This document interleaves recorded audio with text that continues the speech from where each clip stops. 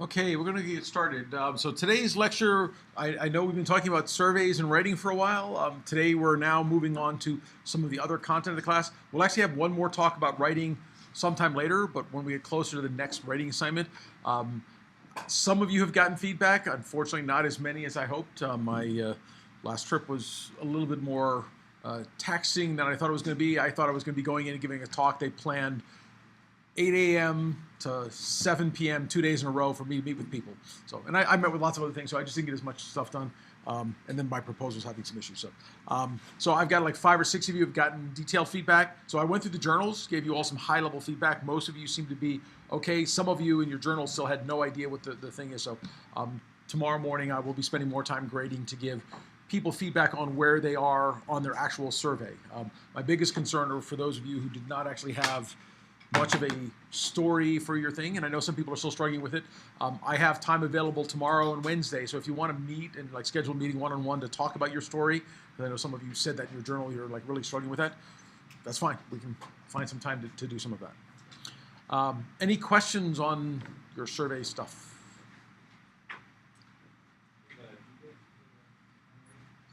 I thought I put it on Canvas, but not. So I think it's like next week, but I will have to go back and check in the Canvas. So, the draft was due Thursday this week, so I think it's 2 weeks then. 2 weeks. That's, and I might have put it in Canvas and then forgot to hit the like allow. But, so you still have some time to be working on it. Okay, so today we're going to start talking about statistics for experimental computer science. So how many of you had a class in statistics? Good, it was required before you were admitted. How many of you remember any of that class? Hey, I got a couple. So I want to make sure we hit some of the key elements, because it turns out that although we require a class of probability and statistics, many of those classes were way more probability than statistics. I'm actually not going to cover probability at all. I'm just going to talk about statistics. And I'm going to cover things that probably, or depending on your class, may or may not have been in it. So I want to make sure you get all of this. And I will make a few comments here and there, though they're not officially my slides, about ways you can intentionally or unintentionally misuse statistics. Because as the comic here suggests, there are lies, damn lies, in statistics. And if done well, statistics can confuse the average reader to believe something that is not what's really the right state of the world, but you can use it to make it sound scientific. Oddly enough, in the world of papers, you can still do that. And you can do it, and so you need to recognize when it's being done improperly, so you can say, no, that's just an inappropriate experiment to be doing that on. And you might accidentally do it yourself, and I know some students who will do this, right, who want to intentionally do it, okay? But if you can actually add proper statistics to your paper, it significantly strengthens the claims, and to at least some reviewers will make a difference in whether or not that means your experiments are solid enough to recommend accepting the paper. So let's start with some of the reasons why we need statistics. So let's say I'm doing my stuff and I've invented an algorithm and I'm comparing it to the state of the art. So if this is the mean performance over my data set, which of these algorithms is better? Assuming higher performance is better. The one that's higher, right? Well, maybe not. Now let's draw their variances. If I actually start showing you the variation in the data, the one on the left has a much larger variation. Sometimes it does really well, and sometimes it does really badly. The one on the right actually has less variation. And so it's quite possible that the experiment that I ran that made the triangle look better is actually not true. The variation, it being slightly better, might be just because of random variations and how much variation that experiment has. In fact, if I ask a slightly different question, which is, instead of showing you the mean, let's say I showed you the median. Now which one is better, right? The one on the right, because the median is better, right? Now, why do I like the median? Why is the median a better measure than the mean? Or when is it a better? Anyone remember? Why do we not actually talk about the average household income in the United States? Because we have outliers, right? Because the income of Jeff Bezos is equal to, right, more than most of America put together. So if you include Jeff Bezos and then you take the average of everyone's household income, if he made $1 billion last year, and there's only 300,000 of us, right? We each got $30,000 of income on average because Jeff got it, right? We didn't get so. So median is a much better measure. And so median, if you remember, you sort the numbers, you take the one in the middle. Maybe averaging if there's an even number, right? That's a much more reliable measure of the middle than the mean. Okay, so when you run experiments, but I'm sure you've seen this in papers where they talk about the average performance here, right? So the average performance is actually a better measure of the mean, of the middle, under what circumstance? Anyone know? Remember? So the mean is a better measure than the median when the data is actually Gaussian distributed, because then it makes a better estimate, right? But how often is your data really Gaussian distributed? Well, actually that depends, and I forgot to put this slide in here. There's actually a time when you can show that your data is Gaussian distributed. Right? Well, there's a couple times, but the most common time is using what's called the central limit theorem. Does anyone remember the central limit theorem? Okay, so I'm going to use the whiteboard for this because I forgot. I was working on slides and I forgot this one. So if I have some variable x, right? X can have all kinds of weird distributions. But if I look at the distribution between x minus x bar, this variable, let's call that a new variable y. Central limit theorem says that y is Gaussian distributed.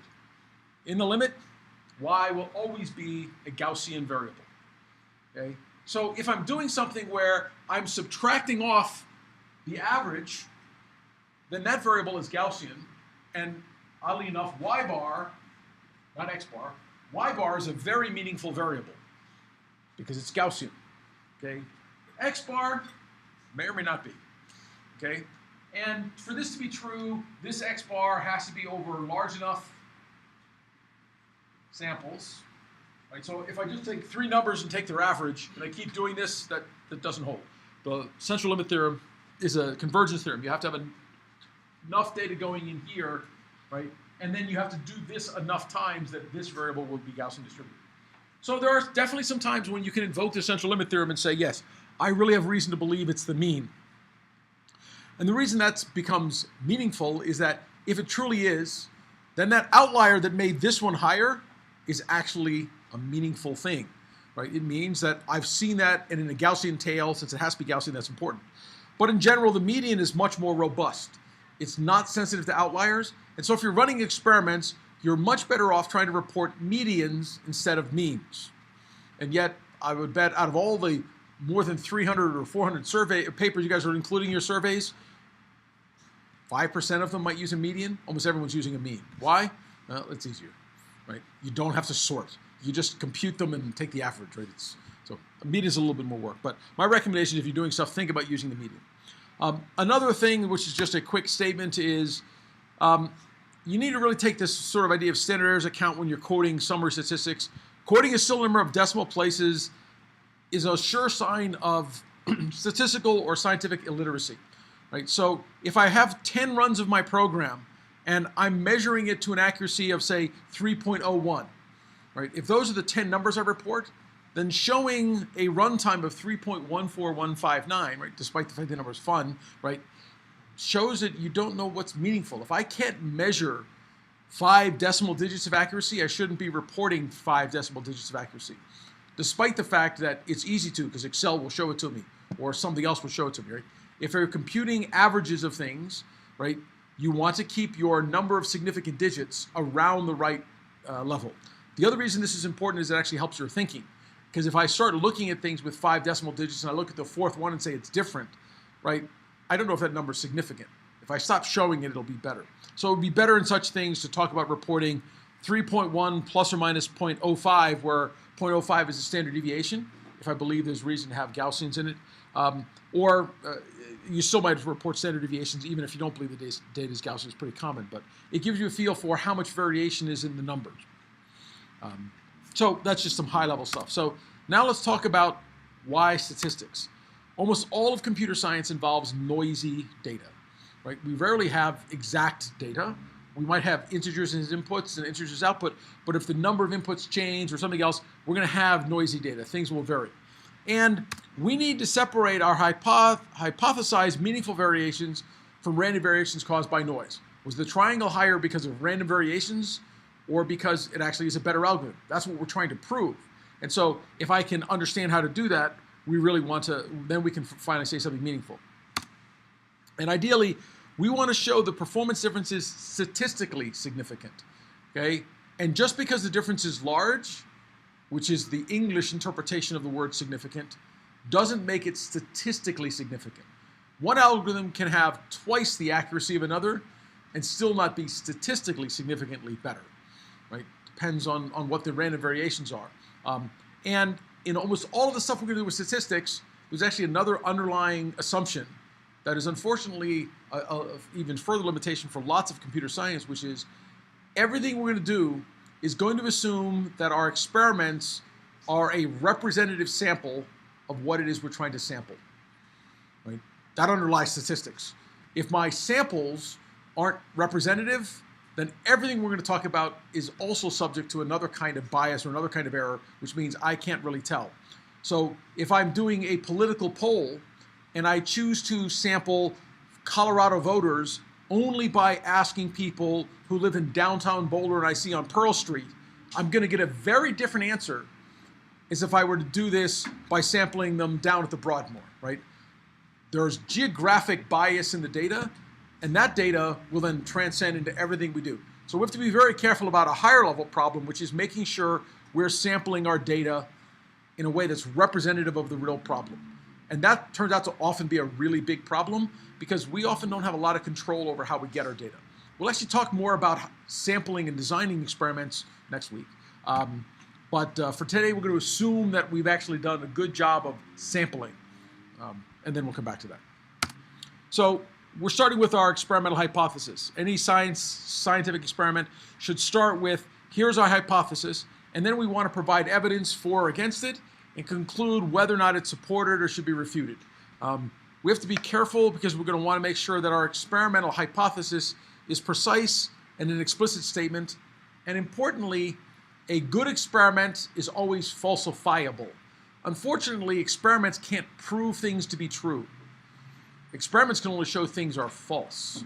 So if I say that all odd numbers are prime, right, that's a falsifiable statement, right? 1 is prime, 3 is prime, 5 is prime, 7 is prime, I'm done. Good, we've proven it. Okay, no, experiments can't go that far. Oh, 9, not prime, darn. Experimental error. 11's prime, 13's prime. Okay, so experiments, you have to be very careful how you want to interpret them. You can only get falsifiable statements out of experiments, right? Actually, once we get to 9 is not prime, we're done with the hypothesis that odd numbers are prime, right? Because we've now got one that's provably not true. If you get experimental errors, you might have to go a few more steps. But experiments can allow you to conclude something is not true, okay? Experiments can allow you to conclude that something is not true, but they can't really prove that something is true. So very often this leads to, when you're trying to be precise, lots of things that sound convoluted, right? We reject the hypothesis that something is, right, is what we can do with an experiment. So we often design our experiments with a hypothesis that is almost the opposite of what we want, because all we can prove is that it's not true.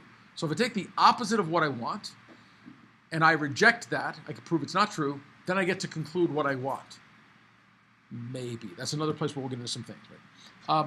So when you talk about your hypothesis, you really want to ensure the experiment really tests the hypothesis. And this is where that negation stuff will come back up. But we'll talk more about that as we get through this.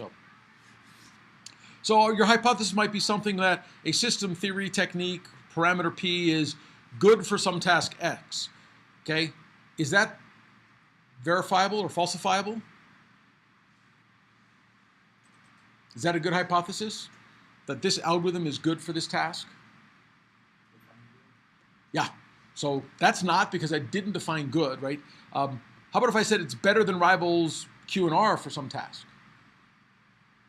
that's falsifiable. If I've defined better, I still have to worry about better, but if I say it's more accurate, right?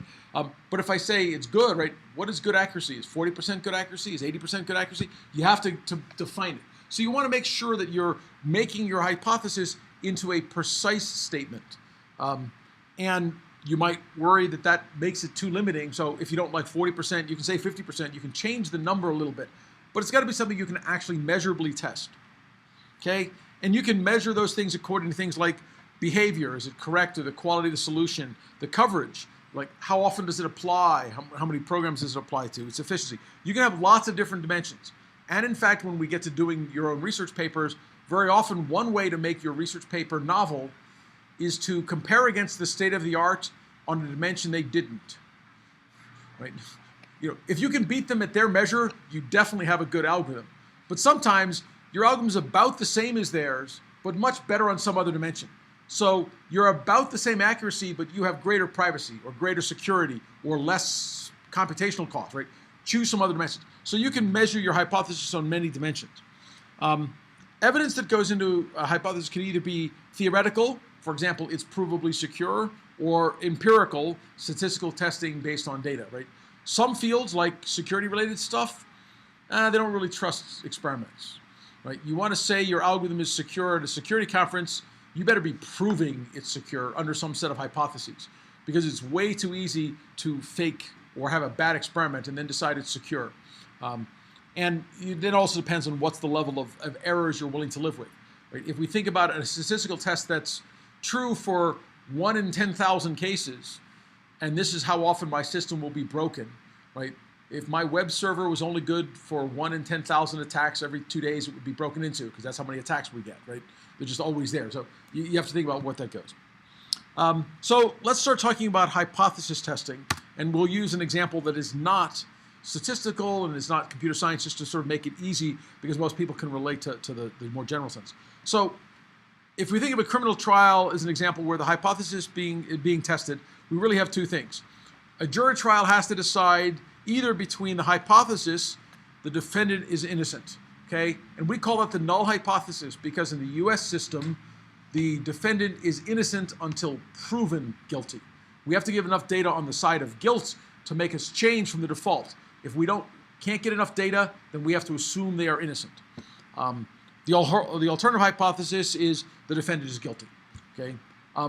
The jury just doesn't know which of these two hypotheses is true, and actually in a broader sense, right, they could both be true because we could be innocent of some things and guilty of others, right? Or in the United States system, they could be innocent by reason of insanity, which means, yeah, they actually did it, they just didn't understand what that means, so other category. But we're just going to assume these are these two, innocent or guilty. And we're going to have to make a decision on the evidence presented. So in the language of statistics, convicting the defendant is called rejecting the null hypothesis in favor of the alternative hypothesis. We won't really say it, but we're going to just say we're going to reject the null hypothesis. We do that when there's enough evidence to say the defendant is guilty, right? It's beyond a reasonable doubt for some things and a preponderance of evidence in a court of law, depending on what the thing is, right? So if a jury says there's not enough evidence to support the alternative hypothesis, then we say the person's innocent. We don't actually say they're innocent. We say they're not guilty, right? And that's because we don't prove they're innocent. We just say there wasn't enough evidence to conclude they were guilty. And I'm sure you've all seen enough things, right? People get away with it all the time on technicalities where there actually was even evidence and it's thrown out of court because that evidence is tainted and so you can't use it, and now without that evidence, we can't show that they're guilty, even though lots of people know they're guilty, right? You know, my favorite is when they've confessed, right? But the confession is thrown out, right? They've already said they were guilty, but no, they're not guilty because their confession wasn't allowed. It was, you know, taken at the wrong time. They forgot to tell them that don't confess because we'll use it against you, right? Therefore, so we're not saying in statistics the same kind of thing. When we reject the null hypothesis, we're not saying for sure something is true. We're simply saying, based on the evidence, we can't support this hypothesis. Right? So when we talk about these hypotheses, there are really two types of errors we're going to talk about. And they have the wonderful, rememberable names for those of us who are dyslexic of type 1 and type 2. Right? I never keep track of which one is called type 1. I always have to read it. But a type 1 error occurs when we reject the true null hypothesis. That is, the person was actually innocent and we put them in prison. Okay? So that's a type 1 error. And type 1 errors in the US judicial system are considered way more of a problem. We would rather let multiple guilty people go to protect the probabilities of a type 1 error. So we want to have that the type 1 error is very small probability, say 1 in 1,000, beyond a reasonable doubt, so that very small criminal trials are likely to go through. Right? I would actually hope the U.S. system is much less than 0.001. I would like it to be like 1 in 100,000 or 1 in a million times we make that mistake, but it probably is closer to that. Whereas if we're dealing with something that's much less significant, like who's at fault for an auto accident, right? We might be much more willing to say we're willing to make a mistake on that because the error for being innocent or guilty isn't quite as big. Right? And so you run the risks of things, and that goes into how much of an error you're willing to live with. So for most statistical tests we're going to deal with, we actually set the goal, or the alpha of our test, the probability of incorrectly rejecting the hypothesis at either 0.05 or 0.01. So when we talk about the confidence intervals, that's normally where we put them, is on the type 1 error. The type 2 error occurs when we don't reject a false hypothesis. That occurs when a guilty defendant is acquitted. So in law, that's quite, unfortunately, or it's more common. Because we don't want to worry about that. But for some things, like in medical diagnosis, this might be way more important, right? If we accept the hypothesis, the amount of medication in a heart pill is equal to a value that'll cure your heart problem, we accept the hypothesis and we say it's okay. If later on we find out that it's way too many people die from it, then we might want to say we want to reject that hypothesis. We should have rejected it. So it depends on where is the greater risk.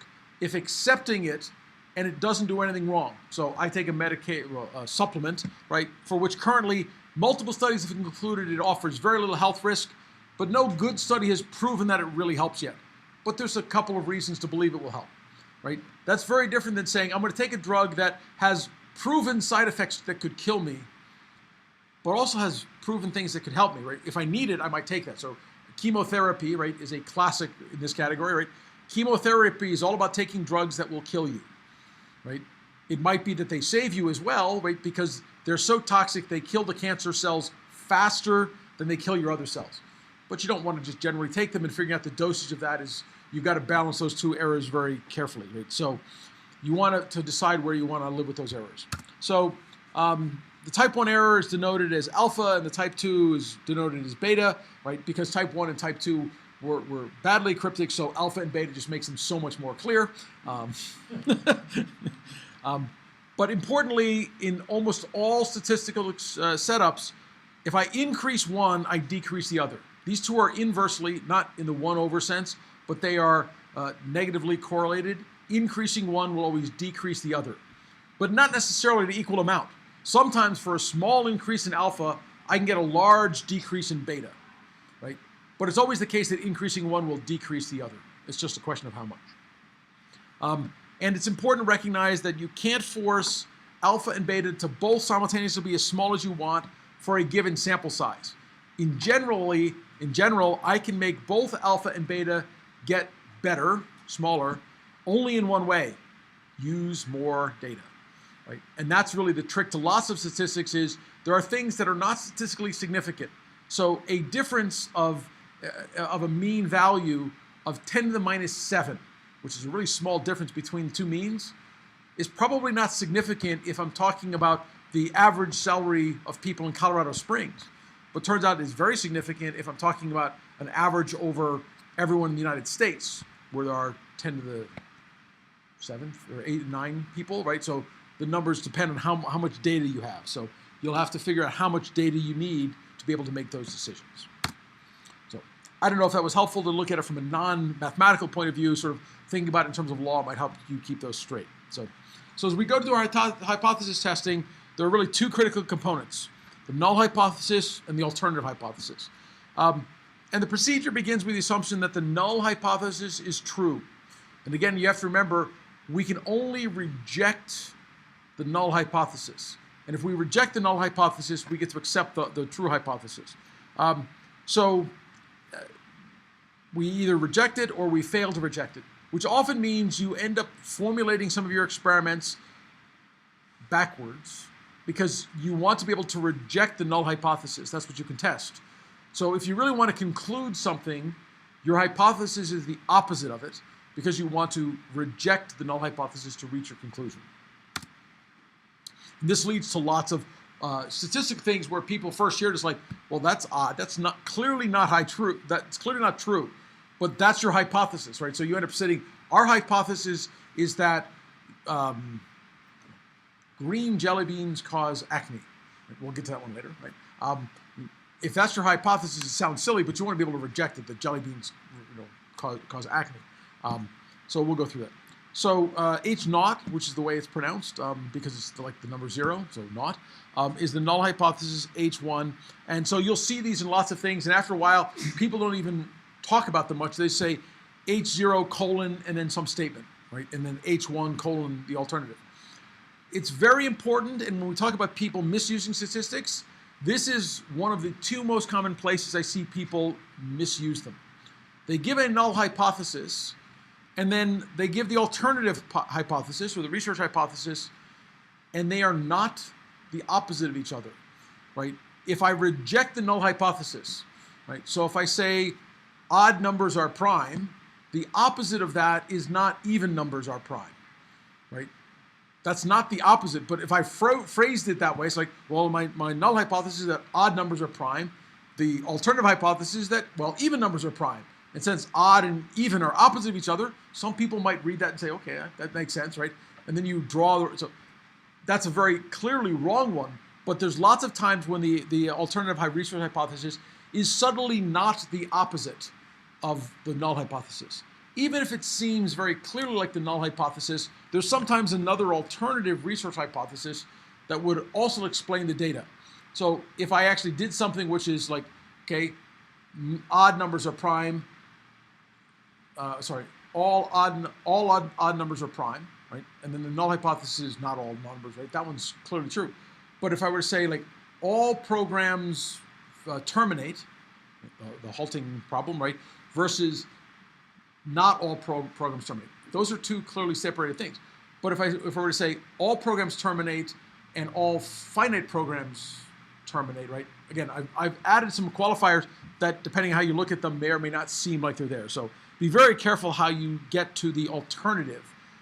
Another case where the alternative hypothesis seems to be perfect, but ignores the case that maybe the assumptions about your data are not true, right? And so we'll come back to those again. Okay, so we have two possibilities. There's enough evidence to support the alternative hypothesis, which is properly stated from a statistical point of view, is there's enough data to reject the null hypothesis in favor of the alternative. Okay, we don't actually want to say as a statistician, we accept the alternative hypothesis, right? We reject the null hypothesis in favor of the alternative hypothesis. Or there is not enough evidence to support to reject the null hypothesis, failing to reject the null hypothesis in favor, right? So we don't want to say we accept the null hypothesis, and we don't want to say we accept the alternative. We want to say we reject the null, or we fail to reject the null, because that's actually all we can decide. If we reject the null hypothesis, the other one is considered the more favored one, but it's still not quite the same as accepting it. And from a statistics point of view, we just want to be clear about how we say some of those things.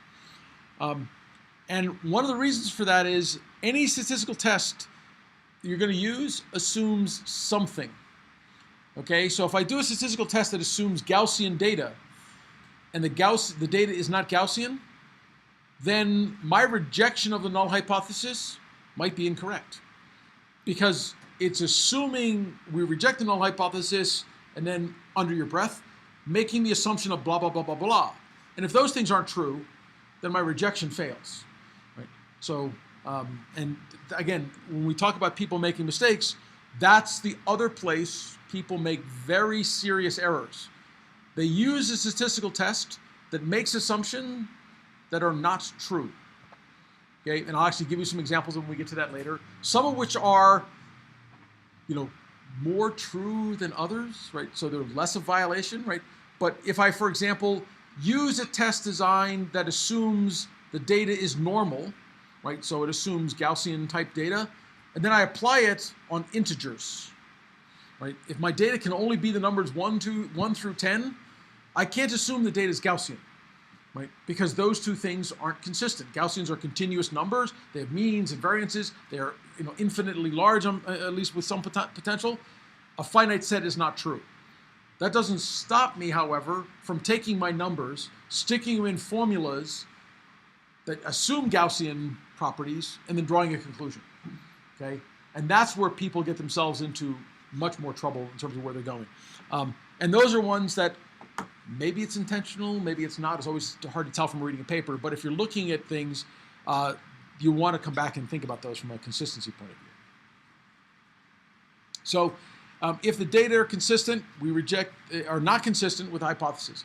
So if I think of it graphically for a second, if I told you this is a Gaussian, right, and here's its mean, and then I say that the mean for my data is over here, right? On a Gaussian, right, if this is a standard deviation,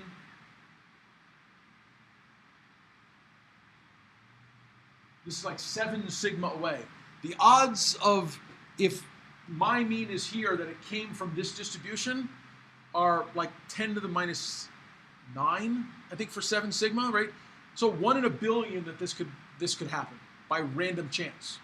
Okay. On the other hand, if it was right over here, right, that'd be like, oh yeah, 6% of the time that can happen, right? So we look at the assumed model and then ask, how likely is it that what I observe could occur by random chance? Okay.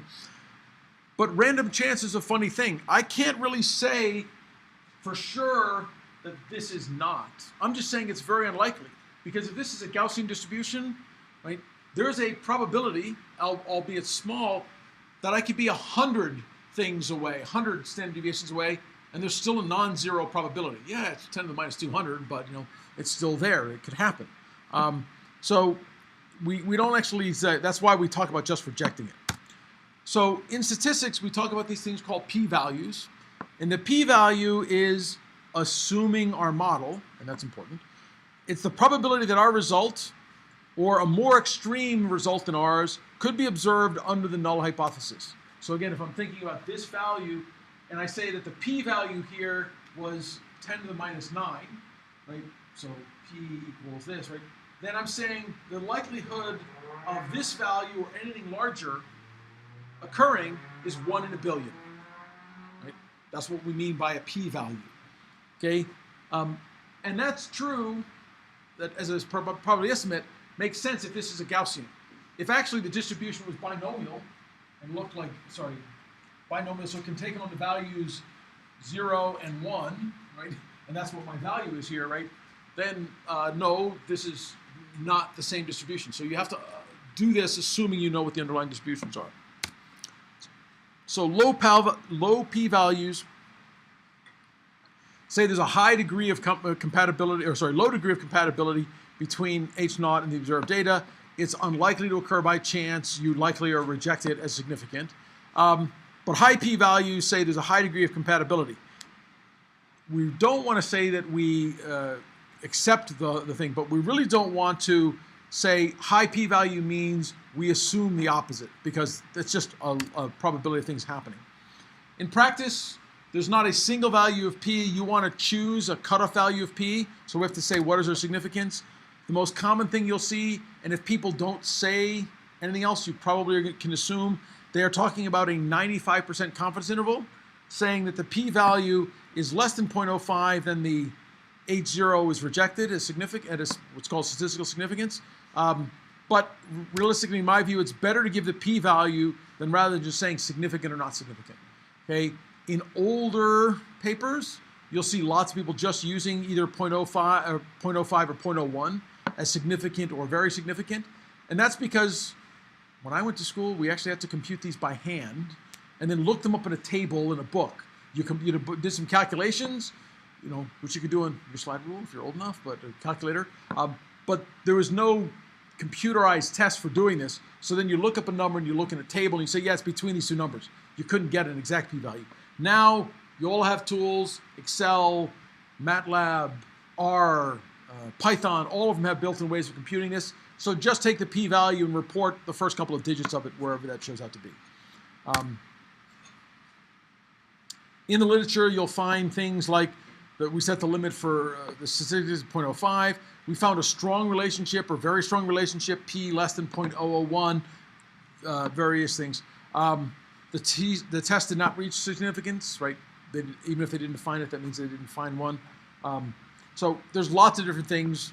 Okay, the one thing I do caution about, and we've been beaten up on some of our papers, if p gets to be really small, then don't worry about getting p to be really exact. The difference between 1 times 10 to the minus 6 and 1.023 10 to the minus 6, not very interesting, right? So just after a little while, you just start saying it's 10 to the minus 9, 10 to the minus whatever. It's small enough you don't worry too much about it. And you have to be very careful, right, what conclusions you want to draw, as from Rosano and Rosenthal, right, paper, right? In one sense, if I'm saying the odds are 5 in 100 that the experiment's wrong, is it a big difference if I say it's 6 in 100, right? There's a balance there, right? You have to draw a result someplace. But if you're seeing something where you're getting a result that's almost statistically significant but not, this is a place where you might say, I need a bigger experiment, okay? In fact, there's a subset of the literature where people talk about what's called p-hacking. I have a value of p, it's not good enough for my conclusion. I'm going to go out and revise my experiment to get a better value of p. And one way of doing that is just collect more data. Because if I have some statistical test with 50 and I get to 100, I will get more statistical significance if it's really true. And that's the reason that can be interesting. If I see 0.06, what it really tells me is I should collect more data to become more certain.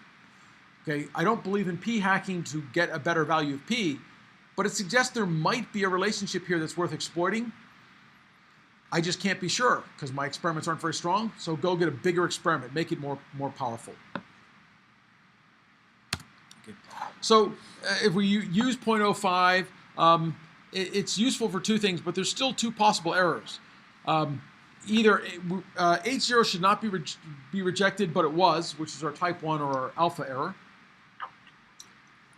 Or H0 should be rejected, but it's not. That's our type 2. So when we talk about the types of errors and when we look at it, we really have sort of a truth table. We have there is no difference, and there shouldn't be a difference. That's the right decision. There is a difference, and the truth is there is a difference, and we didn't find it. That's a type 2 error, and so on through this 4 table. So when we start talking about those errors, P is just telling us the probability that we have not done this, that there is no difference, but we rejected it. P doesn't tell us about this other type of error. And because the two trade off, we have to be very careful, right? I can draw a conclusion and reject the hypothesis, right? So if there is a difference, I'm supposed to reject it. P doesn't give me any insights. Did I reject it when I shouldn't have? Right? It just lets me know that I did reject it when I shouldn't have. So there's other tests we'll come back to or other measures. But this one is actually very hard to deal with, the type 2 errors, because type 2 errors are talking about there really is a difference. But it doesn't say how big that difference is. And that's why that error becomes difficult, because the difference might be super small, which means I need a giant experiment to answer that. So it's a little more subtle, and we're not going to get into how to do that. Very few papers will talk about that. But I do want to talk about the alpha error, because type 1 error, because it's common for people to misuse this. So this is from XKCD, I guess, right? From the style of drawing. It could be from PhD Comics, but I think it's XKCD. So here's a claim. Some random person says jelly beans cause acne, and somebody else makes the scientists go investigate, who don't want to stop because you're playing Minecraft, but they go out and they found they did a bunch of experiments, they found no link between jelly beans and acne, and that's at the confidence level of 0.05. And then somebody says, well, okay, that settles. No, we heard it's only certain colors. Now the scientists have to go back out and run new experiments. So they found no correlation between, I can't read the colors here, purple, 0.05, brown, pink, blue, teal, salmon, red, turquoise, magenta, yellow, gray, tan, cyan, green. Whoops, whoa, we got one at less than 0.05, right? And keep going, right? So, right, and then you might say, well, somebody ran this experiment. They concluded that green jelly beans are linked to acne with 95% confidence. Does anyone see a problem with this experiment? You know there's one. What is it?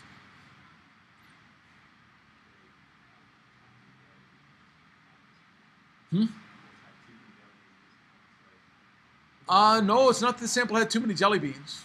That's not actually a problem. They can have lots of them. So at some point, yeah, you may have eaten too many. You're going to get sick, but that's, no. So the problem with this experiment is, so they took this idea of 0.05. So let's turn this around and imagine that, what does 0.05 mean? If I ran 20 experiments, what's the likelihood that I would get an error, right? Well, at 0.05, it means it actually is not quite the same because they're not completely, but right, if I run 20 experiments and the chances are 5% of the time one of the experiments will incorrectly draw a conclusion, then I'm likely to draw an incorrect conclusion when I run 20 of them, right? By breaking the colors up one by one, those are not actually independent experiments. They're actually all highly related. And so this is a classic problem, and it is another place where people will draw problems in computer science. They'll say, well, here, I've got 15 different variations of my algorithm, right? I'm going to run each one of them one at a time, right? Or 20 different variations of my algorithm. And if I have a continuous parameter, it's not hard to get to 20 variations because every time I change the parameter, it's actually a different variation of my program. So I might actually have an invalid conclusion. I just ran it enough times until I happen to get lucky, and then I report that one, and I report it as though it has statistical confidence. We'll come back to fixing that confidence in just a little bit. So to do this, we're going to need something called a Bonferrari correction for multiple tests. If you run multiple tests from a statistician point of view, you have to recognize every time I do multiple tests, I'm adding new assumptions, and I have to change the way I do my statistics. And we'll talk about the Bonferrari corrections in just a little bit. So, okay, so what are the hypothesis tests we're going to want to do? Well, so here's a short list of hypothesis testing procedures. We break them into two main categories, like in your survey paper where you categorize stuff. So we have the parametric and the non-parametric. Parametric tests make assumptions about what the world looks like. In fact, all of these are assumed on Gaussian models.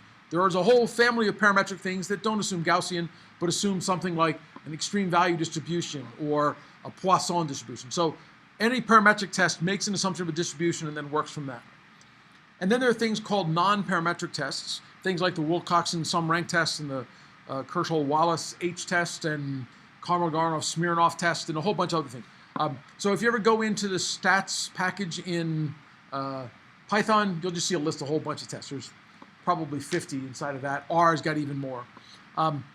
In general, which tests should you use depends on two things. What assumptions you're willing to make and what types of data do you have. And we'll talk as we'll go through a bunch of examples. But I will tell you, there are... Oh, my laptop's complaining because... the assumptions you get to make about your data are really important, but there are tons of tests. So while we're going to give this short introduction, if you're trying to do thesis experiments and you're stumbling with like, what things can we do? Go find somebody who knows more about statistics than you. I'm somewhere in the middle. We actually have guys on campus who are really good at statistics, better than I am. And so you might need to go there. I will only send you to them if I was like, yeah, I don't know what to do with that. Those are some assumptions. There's probably something better. But there's a lot of data out there. But luckily for us in computer science, we don't generally need really crazy sets of assumptions because we can control our world, and very often we can actually force this to be a game we play.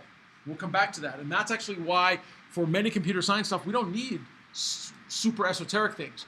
Because instead of dealing with X, we can choose by structuring ourselves to deal with Y, and that makes all of our statistics easier to deal with. So, parametric tests. So most of these have population parameters, for example, the mean. And this is by far the most common we're going to do. We're going to assume Gaussians. They come with stringent assumptions of generally normality, although there are parametric tests, as I said, for other distributions that you can play games with. The most common examples of these are the z-test, the t-test, and the chi-square test. I will briefly talk about some of these, and then the f-test, which underlies ANOVA, which I'll also talk about, which is a more general form. Non-parametric tests, okay, importantly, these do not involve population parameters.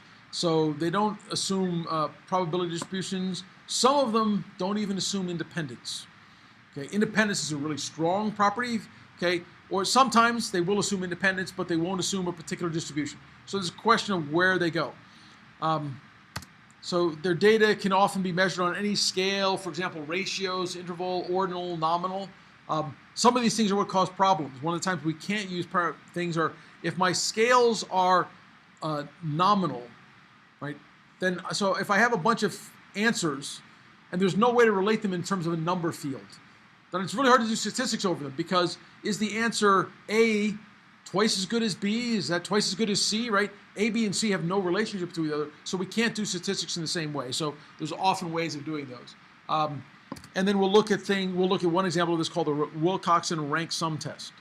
So now you might wonder, if these make less assumptions, why would we not just always use these? Anyone got any idea why we wouldn't use these? Because they make less assumptions, they're less risky in one sense.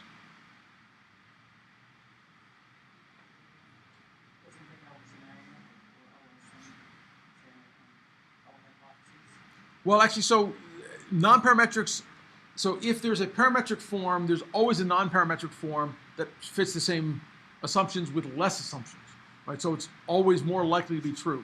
The problem is, because they make less assumptions, they are less sensitive or less powerful. And so if I use a parametric test, I might draw a conclusion with a certain amount of data, and it would take more data with a non-parametric test to draw the same conclusion, because they're making less assumptions, and so those assumptions can't be exploited to get stuff together. So the advantages of the non-parametric tests, they're great. They can be used with all scales. Sometimes they're easier to compute. I'm not really sure about that. Sometimes they're there, but they need fewer assumptions. They generally don't involve a bunch of population parameters. Results can be as exact as with parametric procedures, but as I said, they may waste lots of information. The parametric model is generally considered more efficient if the data allows you to do it. They can be very difficult to compute by hand for large samples, okay? But they're easy to compute on a computer, right? So when we say they're easier to compute, they're oddly enough, lots of the parametric things were designed to be computed by hand. The non-parametric things were designed to be computed by computer. So they're actually pretty easy to compute things using them. They are less widely known, and therefore if you cite them in your papers, people might say, well, that's weird. If you ever use a non-parametric test, explain why, right? Because we can't assume this. Otherwise, people will beat you up a little bit for it. And they come in two forms. So if you're going to do a parametric test or a non-parametric test, I also recommend you say, this is like, and then name the parametric test. So, for example, we'll do a paired t-test, which is one of the most commonly used things for computer science experiments. Its non-parametric companion would be the Wilcoxon sign rank test. It assumes the same kinds of things about the way the data is structured, but it makes no assumptions about the distribution of data. And there are lots of times when you read papers that use a paired t-test when they should have used a Wilcoxon sign rank test. Okay, so that's one where you might want to look at it. If you can draw your conclusion saying, in your paper, we're using a Wilcoxon sign rank test, and it's significant, then it will be significant with a t-test if the data is Gaussian, but you're not assuming that, so it's generally a better thing to do. The two-sample t-test is the Wilcoxon ranks test, and then ANOVA, which is very commonly used. The Herschel-Wallace test is the more generalized form of that. When you have two or more samples and the assumptions are not met for this, you really want to try and use the Herschel-Wallace test. it's just pretty weak. It's hard to get significance out of it unless you have a large enough sample of data. Although again, in computer science problems, sometimes that's easy and sometimes it's really hard. You can only run 2 or 3 security experiments, you're not going to get there. So t-tests are by far the most common. You'll see this in more papers than anything else. And they're called the t-test because underlying some assumptions, they relate back to something called the student t distribution, which comes from actually looking at the scores of students and grades and whatever. But where it came from doesn't really matter. It's just called a t-test now. The t-test is going to compare the mean between 2 populations. Okay, so I have the green population, the blue population, and I can look at their means and I can sort of say, okay, how likely is it that blue is better than green? Right? The means are different. Is that better or not? Okay. If the means are statistically significant, then we can conclude that they are likely to have been drawn from 2 different populations. From a pure statistical point of view, if the means of the 2 blue and green groups are different enough, then we can reject the hypothesis they came from the same population, which is really what we're doing. We're saying they're not from the same population. So if I have 2 groups of students who have been taught 2 different ways, and I measure their scores on exams, and I look at the average in the exams, I can say one group did better than the other. They're not from the same distribution. Why is a different question. We'll come back to that later. But so it turns out that doing this is actually very simple. I take the difference between their means.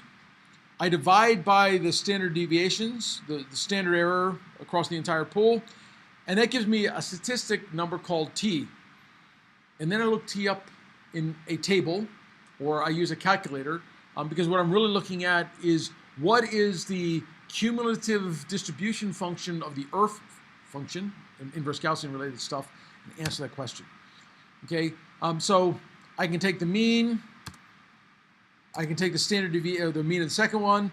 The standard error is really the sum of how much variation there is between the 2 samples, and you put that all together, and that gives us our overall t statistic. Okay. Now, to decide whether or not something is different, I actually have to make another set of assumptions. The first is, what type of tails do I assume? So we could talk about 2-tailed and 1-tailed test.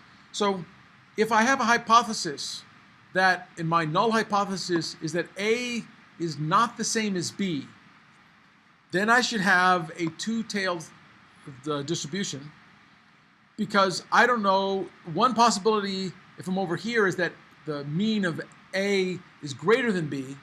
The other possibility is the mean of B is greater than A. Either way, they're not the same, so there's twice as many chances there. In a one-sided tail test, I would say, if I have a 95% confidence interval, I'd have to say that A is greater than B. And then I can reject that, saying, no, B is greater than A. Right? Then I can put all of my weight on one side.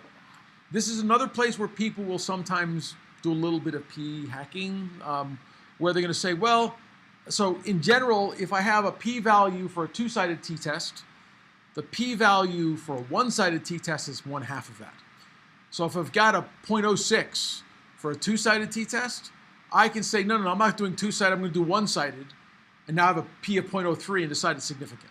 Okay, that's a little bit of cheating if you originally said, I assume they're not the same, as opposed to I assume one is better than the other. But that comes down to what's your original hypothesis.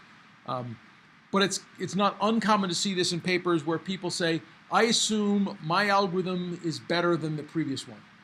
Right? Now, if you started with that as your hypothesis, you can't show that, because you can't.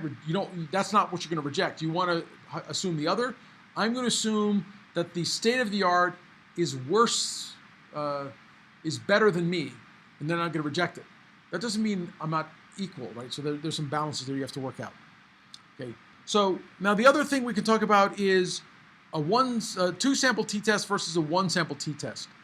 Okay. So in a 2-sample t-test, we really have 2 populations, 2 groups, and I take each of their means, and I use that. Okay. Another is where we have a 1-sample t-test where I have the mean versus a known value. And the only place you really see a 1-sample t-test in computer science related stuff is where people are interpreting surveys. So if I have survey data and I say, and the survey say has 5 values with sort of okay in the middle and better, better values on one side and worse values on the other, then if I want to conclude, did people think this was a bad idea, right? Then I want to reject anything at some known value. I can take that known value and I can ask, was the average better than that known value? And then you can get something that looks like this. It's not uncommon for people who have to interpret that type of data, but in general, we deal more often with two populations. So a very common form of this, and probably I would say the most common that I see in experiments for computer science stuff, is what's called a paired test.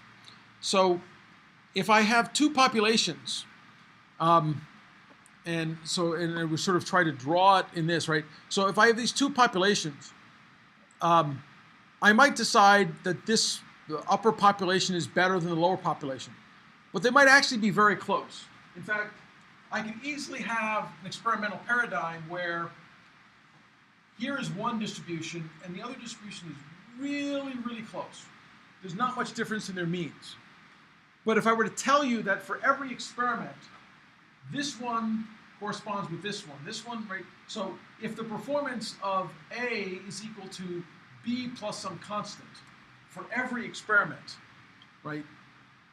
I get some constant additive, right? I guess I shouldn't be saying B. So if my new value Y is always equal to X plus C, right? And now X is a random variable, I'll get two distributions that are shifted by C, okay? But for this kind of outcome, Y is always, assuming larger is better, Y is always better than X. For every experiment, my algorithm is always a little bit better. So with enough variance here, I might not be able to conclude that this mean difference is insignificant. Because as an overall population, they're not. If this value here can correspond with this one here, then the second algorithm is better sometimes and worse others. Right? The idea of a parity test is that if I look at the differences between them, and the pairs are exactly matched up, now I'm looking at something that allows me to draw a conclusion about every set of experiments, and that makes stuff a whole lot better. And this relates back to this idea of playing a game. It turns out this is not quite the same, but is all related to this, that I'm now subtracting two variables, and I'm looking at the distribution of the difference, not of the actual values. And so if these were two random variables, then the distribution of the difference should be a mean 0 sigma something Gaussian. So a parity test says, well, if there's no difference, then it'll have mean 0 and something else. And if there's a positive mean, so in this case, the mean would actually always be C, right? The positive difference would always be C. And if C is even a relatively small number, that's not likely to happen if I have a mean 0 thing in a small enough variance. So you play some games. Okay. Now, parity tests are very common in computer science for a different reason. We're often trying to compare two different things, but we have complete control over them, so I can run the same algorithm or different algorithms on exactly the same data, and that gives me a proper pair, right? I have the same input, two outputs. That's a paired set of data, and you can go through all of those. So if you're trying to do any statistics on your experiments, design your stuff so you can use the parity test. Run two experiments on the same input. Now you have a pair. Each of them will run on the same input. And then I can run them on another input, and I get another pair, and so on. So if I get many runs of two different algorithms on the same types of data, then I can get a proper paired t-test. And we'll come back to another way of doing that. Even if you only have one set of data, there's a way to use a paired t-test when we do things in our field. So I'm not going to go through all the rest of these. I just sort of want to let you know where they show up. So if I have a bunch of independent samples and I have interval measures or parametric stuff, I would do an independent samples t-test. If I have related samples, okay, dependent on the means, two runs running on the same data, I would do a paired sample t-test. Those are two I just talked about. If I wanted to deal with data that is not a continuous number, so if I have very static numbers, if I have things that can only take on a few values, ordinal or non-parametric data, the same pairs of things would be the Mann-Whitney U-test and the Wilcoxon test. We'll briefly go over some of those, the Wilcoxon test, just as an example. But so just to sort of put these all in, these are the different categories you could look at. So the t-test, despite the fact that you can find this the t-test used to be computed very differently, but you can find this in just about any language, any package you want. You can even compute it in Excel. So if you really aren't sure, it's like, look, I can just load my stuff in 2 arrays in Excel, take 2 columns of data. I can go in and I can tell it I want a one-tailed or two-tailed, and whether or not a parity test, a 2-sample with equal variances or unequal variances. There's 3 choices. And Excel will then compute the actual probabilities that will come out of this, right? It doesn't actually give you the value of t, it gives you the likelihood or the p-value that you would expect to get with this. So there's really no excuse to not being able to do this because you all have access to these kinds of things. In Python, it's called t_test_ind. There's like 3 versions of it. In R, there's a version. So t-tests are very simple to do. I strongly recommend whenever you do your experiments, design them and run them so that you can run a t-test. And it will be surprising how much adding a sentence or 2 can strengthen your experiments, because people might look at your experiments and say, oh, the difference was 0.4. Okay, and to you, you might say, wow, that's a significant difference. And they might look at it and say, no. It's especially true, and I talked about having this in your tables. Right? If I have some value, 3.6 plus or minus 0.1 for one algorithm, and 3.7 plus or minus 0.2, right? If I just gave you means and variances, and I look at these, if you don't tell me anything else, I look at these 2 numbers, and what do you think I conclude? I would conclude there's no difference. Why? Because this mean, so if I were to draw these, right, so here I have a mean, right, 3.6, and this variance here is 0.1, right, and then here I have 3.7, right, and the variance here is 0.2. These 2 distributions have a lot of overlap. If these were actually Gaussians, independent, and this is the standard deviation, then the chance of this algorithm accidentally being greater than this algorithm is more than 40%. Random chance, because of the way these standard deviations work out, right? Because where their differences are, they have so much overlap. On the other hand, if this was a parity test done properly, these might be very significant differences. Okay, so, and this is a classic problem you get into in computer science. You report a bulk statistic when you could have used a paired test. So you really want to try and aim for that paired test because it lets you say, yes, this really is different. Okay, when it, otherwise you might not draw that conclusion.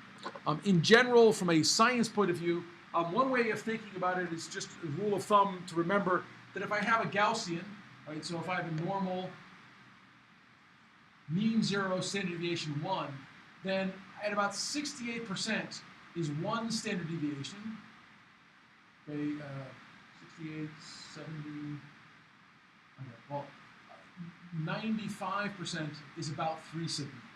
Right? So if I have, just those are rough rules of thumb, right? So if I look at this and I look at this number, right, and the difference between this plus that, or plus 3 times this, is greater than this or less than this, then I would assume they're probably significant, because 3 sigma added to this gets me a 95% confidence interval. So just looking at this, so if this was 9 with 0.1 here, I wouldn't worry about it anymore because that's probably significant. Okay, and if it was 4 something, then it would be significant. So just providing this information of standard deviations is useful in deciding whether or not things are likely to be statistically significant. But parity tests are much stronger, and so you can have things that look very close but are much better. So the Wilcoxon sign rank test is the test to use when there really isn't Gaussian data. For example, you have survey data or it's ordinal data, because now you can't assume it's Gaussian.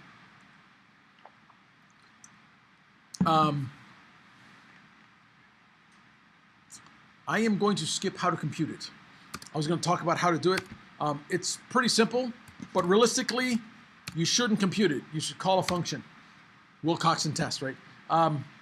So when you get done, it does all these sign comparisons, and it will give you back a p-value. Because we're going much slower than I want. I just want to sort of skip over those. I didn't tell you how to, well, I guess I did tell you how to compute T, but no. So we'll just skip. So for most of these, once you know what you can do with it, so the Wilcoxon, so signed rank test, and the word signed is like the word paired. It's much more powerful because it looks at everything as pairs and decides in the calculation, it actually literally says how often is, I look at the sign between each of the elements, and I say, is it better positive or negative? And if I get a lot of positives, then I'm sure the difference is positive. If I get lots of negatives, and if the algorithms are about the same, there'll be about as many positives as negatives, even if the sizes of the numbers are very different. It doesn't matter if I'm a lot positive or a lot negative, it's just whether or not I'm positive or negative. And that's sort of how it works. Okay, so the other very common test for computer science is when you have more than two things, right? So if I'm comparing a pair of algorithms or three or four algorithms, right, I can do a bunch of pairwise tests. I can compare algorithm 1 to 2, 2 to 3, 1 to 3. I quickly run into that same problem we had with jelly beans. Too many pairwise tests are dangerous because I might find something that seems significant when they're not. There's another test, if I have lots of things to compare, that allows us to do this, and this is called ANOVA, if I make it the parametric form, and then Herschel wireless test when it's non-parametric. So coming back to this idea of multiple paired comparisons, right? If I let there be, if A over C is the probability of an error in a single comparison, alpha, what we talked about before, then the probability of making no errors in a single comparison is 1 minus A over C, so 95%. But if I make M comparisons, then I get 1 minus AC raised to the power, and that's the probability of no errors in M comparisons. And as M gets large, the probability of an actual error occurring is 1 minus this number, and the actual error under lots of comparison becomes large as M increases. So if I start doing all possible comparisons of a group of 5 things, it's just too many, right? There's more than 20 items if I do pairwise all 5 things, right? It's just too much to sort of figure out what's going on. So there's two kinds of variations of this, one called one-way ANOVA and the other a two-way ANOVA. These are tests that are similar to the t-test, but they compare 3 or more things all at once. Instead of comparing 2, they assume there's at least 3, and there can be more of them, and you apply this sort of test. And again, we're not going to go into how to compute it, just want to talk about why you want to use it. And the two-way ANOVA is going to be used when you have 2 or more groups, 2 or more groups, and 2 or more different variables at the same time, right? Because if I start thinking about it, if I want to compare, let's say I want to compare size of inputs and number of caches for some architectural problem. Now I have 2 variables, and I want to compare 10 algorithms, right? Now I have 10 algorithms, 2 of these. The simple product is 20 things, but if I do all pairwise, there's way more than that. That's not a good way of trying to analyze stuff. So the two-way ANOVA lets me have independent variables and multiple algorithms being compared all at the same time. So if I want to look at the types of variables I want to play with, if I have ANOVA, I'm really looking at continuous variables with potential categorical explanations. One is better than the other. There's actually a whole bunch of lists in this table. So if I want to have continuous inputs and continuous outputs in multiple dimensions, we're going to do something called correlation or regression, which we'll talk about in a little bit. Which is actually, I think now, regression is probably more common in computer science than ANOVA. ANOVA was more popular for a while, but now more and more people are doing regression because we have computational power to make that easy. There's a whole bunch of other categories. I'm not going to go through them. I just want to sort of put in a sort of table in case you want to go back and look. Oh, what do I have? Do I have some dichotomous, so more than discrete choices versus continuous? Then I'm going to do logistic regression. Right? And we're not going to go through all these. I want to give you some feel for what they might look like. And again, given time, I'm going to skip this example because I have this done another way. So what does ANOVA assume? So the underlying hypothesis in ANOVA is that no matter how many things I have, the means are all equal. Okay, so if we're testing if the means are equal across a bunch of groups, we're assuming they're all about the same. Now, that's our null hypothesis. The alternative hypothesis is what? At least one of them is not the same. And you have to be careful. It's not that mine is different. So if I take 5 algorithms and I try and do ANOVA, this is one of the reasons it's become difficult to deal with, right?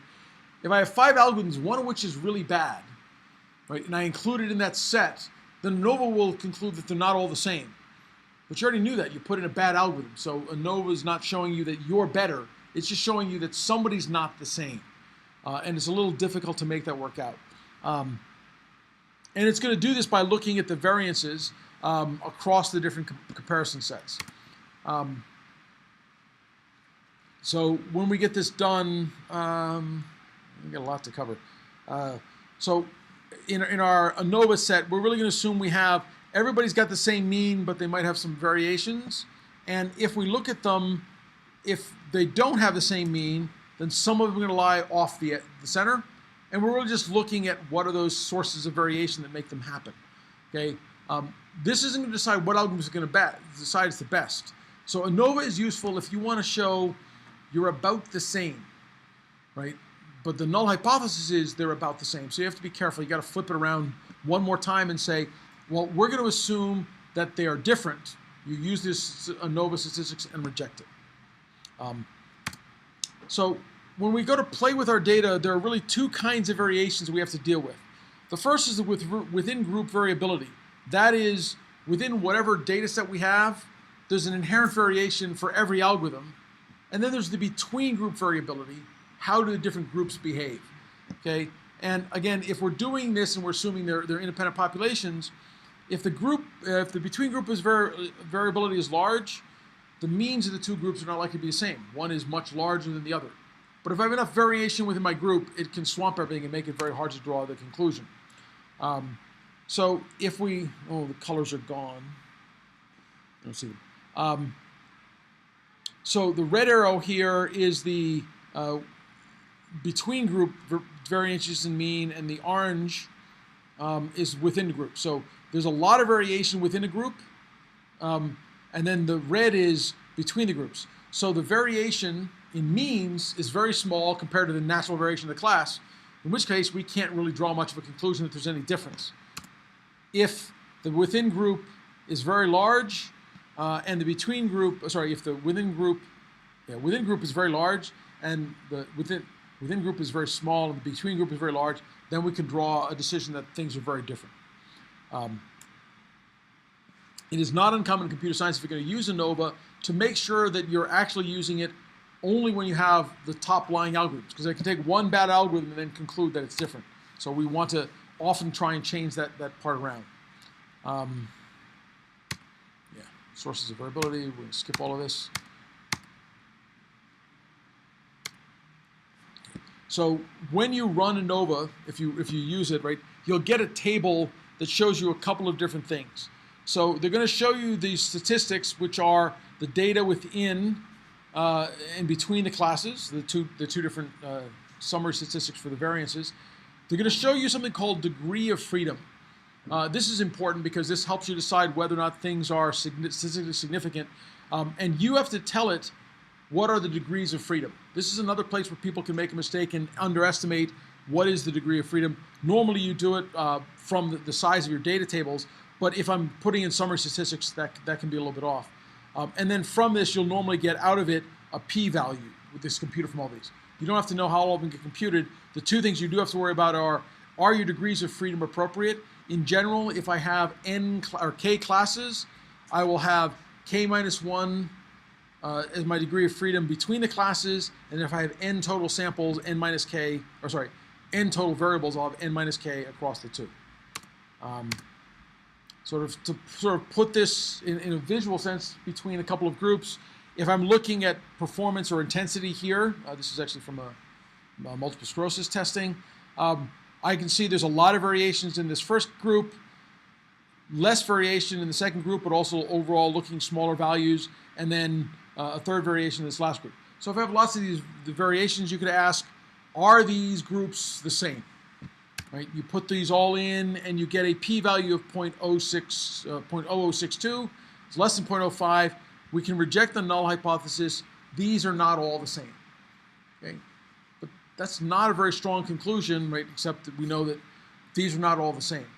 Now, it is not uncommon when you play this game to sort of then ask if there's one group that's better. So you have to be a little worried about doing, sorry, I'm going through these a little bit faster.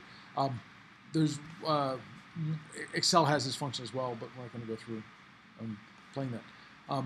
So you've got to remember when you're applying this that the assumption of normality and equal variance across the group is required. This is probably the place where people get most in trouble with ANOVA is the normality assumptions and equal variance. So if I have two different groups that have different behaviors, they might have different variance, in which case ANOVA will incorrectly be applied, or you can't apply it, it can easily make incorrect determinations. If you try and want to conclude that one of the means is different, right, what you really want to do is show you're better. ANOVA doesn't allow you to do that. It just says one of them is different. After you have ANOVA, you can start playing some pairwise comparisons, but you have to take into account the problem with doing multiple comparisons. So it's dangerous to do that. We're going to talk about how to fix that problem next. So ANOVA was very popular for a while. It's still used in social science. So if you're doing human factors experiments in computer science, where you're looking at people, ANOVA might be something you're going to use. But if you're looking at comparisons among algorithms, it probably won't let you draw the conclusion you want. So you'll probably want to do pairwise t-tests and the corrections we're about to talk about. But why don't we go ahead and take a break until 10 after, and we'll pick it up right after that.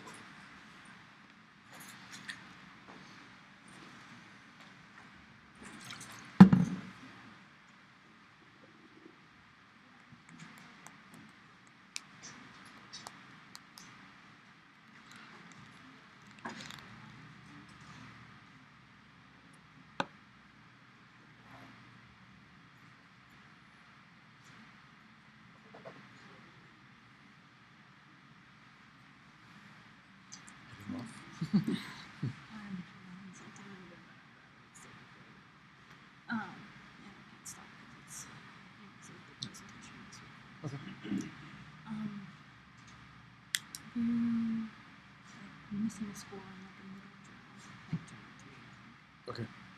So yeah, if you did it late, I didn't go back and correct it. So, if it's in there, I will get to it. It's just I read them before class and grade them then because it helped reflect what we're going to do in class. So, and I don't know if I gave you comments on the paper or not. I gave him comments. I'm sure. We have one of you comments. Okay. Yeah. So I forgot. So you can get a copy of the comments I gave him because I'm typing them in the system, and then I realized they don't go to everyone because I made you turn them in separately. So.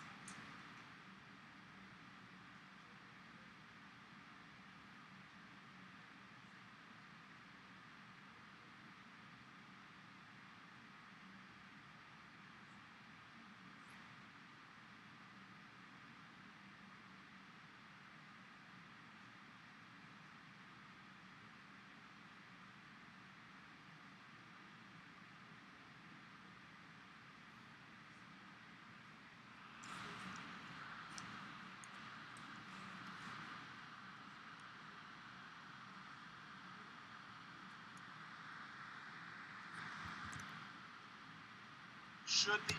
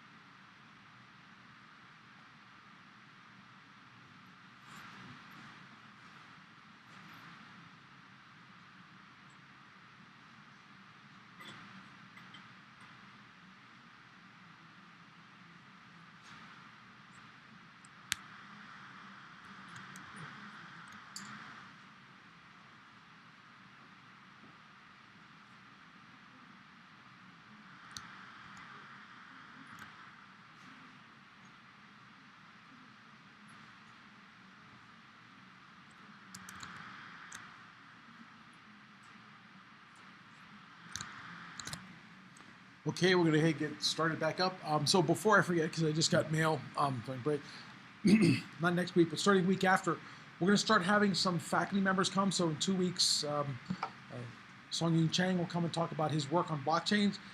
If any of you want to try and convince your advisor to come talk about general stuff, or somebody you want to hear about their research, invite a faculty member.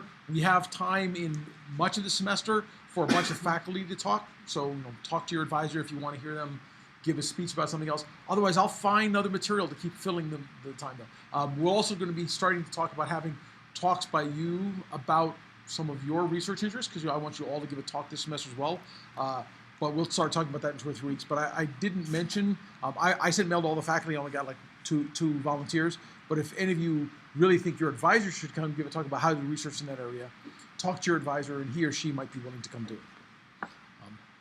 Okay, so we're now going to talk about dealing with multiple testing and the Bonferré corrections. So the simplest way to handle the corrections is to really allow the overall alpha to be closer to the right level. So if we have lots of the Bonferré correction, basically is a very simplistic approach that says, take the p-values and multiply it by the number of comparisons. So if I did 3 comparisons, multiply the p-value by 3 and say that's what we're going to use for our test. Okay, and so coming back to this, what's the problem? And if we assume the variance is equal in the different tests, that gives us a pretty good correction. So if we come back to the raw test, right? So we had the example, right? If my probability of making a mistake once is 0.05, the probability of not making a mistake is 95%. If I do 20 different pairwise comparisons, then I'm going to get my probability of not making a mistake is 0.95 raised to the power 20, which is 0.358. And so my probability of making at least one mistake in those 20 comparisons is now up to 0.642. Right? So if I just do lots of comparisons, this is where we're going to make a mistake. As I said, this is a place where people will, and sometimes it's hard to tell because they report in their paper the best result. Right? They don't say, well, we actually tried 15 different combinations of these variables to reach this. Okay? And more importantly, when you're doing your own research, you want to be careful if you start trying lots of combinations of parameters to make sure you're just not finding the one that accidentally happens to work and make that good. So, but the way we would apply this is if I actually had particular p-values, in this case we had 3 groups, the HC compared to BMS, HC compared to SPMS, and BMS compared. We have 3 things we did in Anova. Anova said they were different. We then do pairwise tests to figure out which ones are better, right? And you'll find that the adjusted p-values for this comparison was still significant. The middle one is barely significant. It depends on if I was using 0.01 or 0.05. But with 3 groups, it sort of makes it interesting. You sort of get things going, and I did this the wrong way. So if we did the jelly bean correction, right? We had, I think there are 20 here. 5 times 4 is 20. So what's the Bonferré correction if we want to have 95% confidence interval? Instead of 0.05. So 0.05 like times 1 over 20, right? So if we do that, we want to take the 0.05 divided by 20 gives us a hypothesis confidence of 0.0025 for any one of the tests, in which case it's likely none of the jelly beans were actually significant. And if you go through that and work that through, right, again, doing the same probability of making a mistake, probability of making a mistake raised to the 20th power, subtract it off, and then you get your error is about 0.0488. Right? So it's not, Bonferré correction is not a perfect thing, but it's a pretty good approximation, and for less than 100 or 2, it sort of works. If you start getting to hundreds of comparisons, you probably have a different set of problems. Okay, so we talked about the type 1 error, the p-value. The second type of error is the type 2 error, which corresponds to rejecting H0 when it's actually false. We talk about the power of a test is our probability of rejecting H0 given that it's false, and the power is 1 minus beta, so we have those errors. So why does power matter? Well, all the other things we've talked about are for the main test, right? But if we're concerned about the case of the null hypothesis is really false, but we don't reject it, that's what power is going to help us measure. So we want something that has high power because we want to reject the null hypothesis when it's really false. Right? If our algorithm is, so if our null hypothesis, our algorithms are the same, there's no difference, and then we conclude that they're different, that's what we want. The null hypothesis really is false, but we don't reject it. So if our algorithm is actually better and we don't reject the null hypothesis, then we can't prove our claims. So we want enough power in our test to let us draw that conclusion. Okay, so in machine learning, machine learning-based stuff, reducing a type 1 error means reducing the probability of saying there's a difference when in fact there isn't one. But the type 2 errors means not deciding there's a difference when in fact there is one. And that's why it's often important from a computer science point of view. We often want to conclude that our algorithm or our approach is better. That often means rejecting the null hypothesis when we should, so we want to make sure we do that. And that's why we don't want to use non-parametric tests when we can, when we could use a parametric test, because non-parametric tests always have less power. So we want to use the biggest thing we can get in terms of power. I thought I had a slide on power and size. We'll come back to maybe after we get to the size. So the effect size, which is related to the power calculations, are how strong is the relationship between two entities. So the effect size is how big is the difference. So if I give you a drug and I don't give you a drug, the difference in survival rates is the effect size. If the drug is very powerful, that effect is big. If the drug is not very powerful, there might still be effect, it might be very small. So there's different measurements of effect sizes when you go to look at things. Pearson's correlation coefficient, if I'm looking at two variables that are linearly correlated, odds ratios, Cohen's d-statistic, which I'll talk about just next. And Cohen's d-statistic, and I talk about that because in the context of a t-test, it gives you a good measure for what you want to do. And as I said, lots of computer science stuff, we relate back to t-tests because we can do this pairwise t-test stuff and get the assumptions we want. So Cohen's d-statistic comes from looking at the difference between the means divided by the pool variance, which is a lot like what we did in the t-test. Where we do that. So this is an approximation, but it's really easy to do. You just take the difference between the two means divided by the pool variance being computed from the squares of the element variances and putting them together. And again, almost every library that will do statistics will compute the d-statistic for you. It's nice because we can now use it as a standardized difference between the two means. If I tell you the difference between the two means is 0.6, what does that tell you? But if I tell you the d-statistic is 0.6, it actually means there's a pretty large effect. So 0.2 is a small effect, 0.5 is a medium effect, 0.8 is a large effect. And if you think about it, I sort of gave you this rule of thumb about how far apart are different things. You can think of the d-statistic as being related because I'm dividing by something that looks a lot like the variance. It's not a variance, it's a pool variance. But if the d-statistic approaches the value of 1, it's like being 1 standard deviation away, which is already 65% confident in terms of what's going on. And if the d-statistic gets to be even larger, 2 or 3, it's huge variance, and there's a big difference between your groups. So you can use that as a way of sort of saying, here's our effect size. And I thought I had one more slide on this, but the effect size and power are largely influenced by the number of data items. And so if I can increase for the same differences in the mean, if I can decrease the pool variance, and you'll notice in the pool variance, I'm dividing by n1 and n2, which is the number of samples, then I can drive the numerator to be smaller. The smaller I make it for a given mean difference, the bigger the effect size, or the bigger the difference. So anytime you can, if you want to get better experimental statistics, get more data. That will help you go through that process. Okay, so the last thing I want to talk about today is multivariate. It's not quite. The next thing I want to talk about is multivariate, because lots of our things in computer science are not just one variable. Right? There are times when we can use the one variable. I want to compare accuracy. I want to compare speed. But as soon as I have two variables, it becomes a lot more complicated. And so two variables is a bivariate relationship. More than two variables is multivariate. And in those cases, we're going to want to use things that are not actually just test statistics. We're going to actually use things that give us predictive statistics or just predictions. We're going to use correlation and regression. which are really the two most widely used techniques in all of science, because very often we have too many variables we want to be able to deal with, or multiple variables we want to deal with. So we're going to sort of look at these and then talk a little bit about how to deal with more data to get them to be a little bit more meaningful. So the first thing we talk about is, sorry, back, no, back.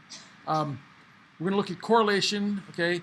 So what's the difference between correlation and regression? Well, mathematically they're actually the same thing, but conceptually we look at them two different ways. So correlation tells me how one variable relates to another. How is it correlated, right? I mean, I'm sure you've heard people use the term correlated.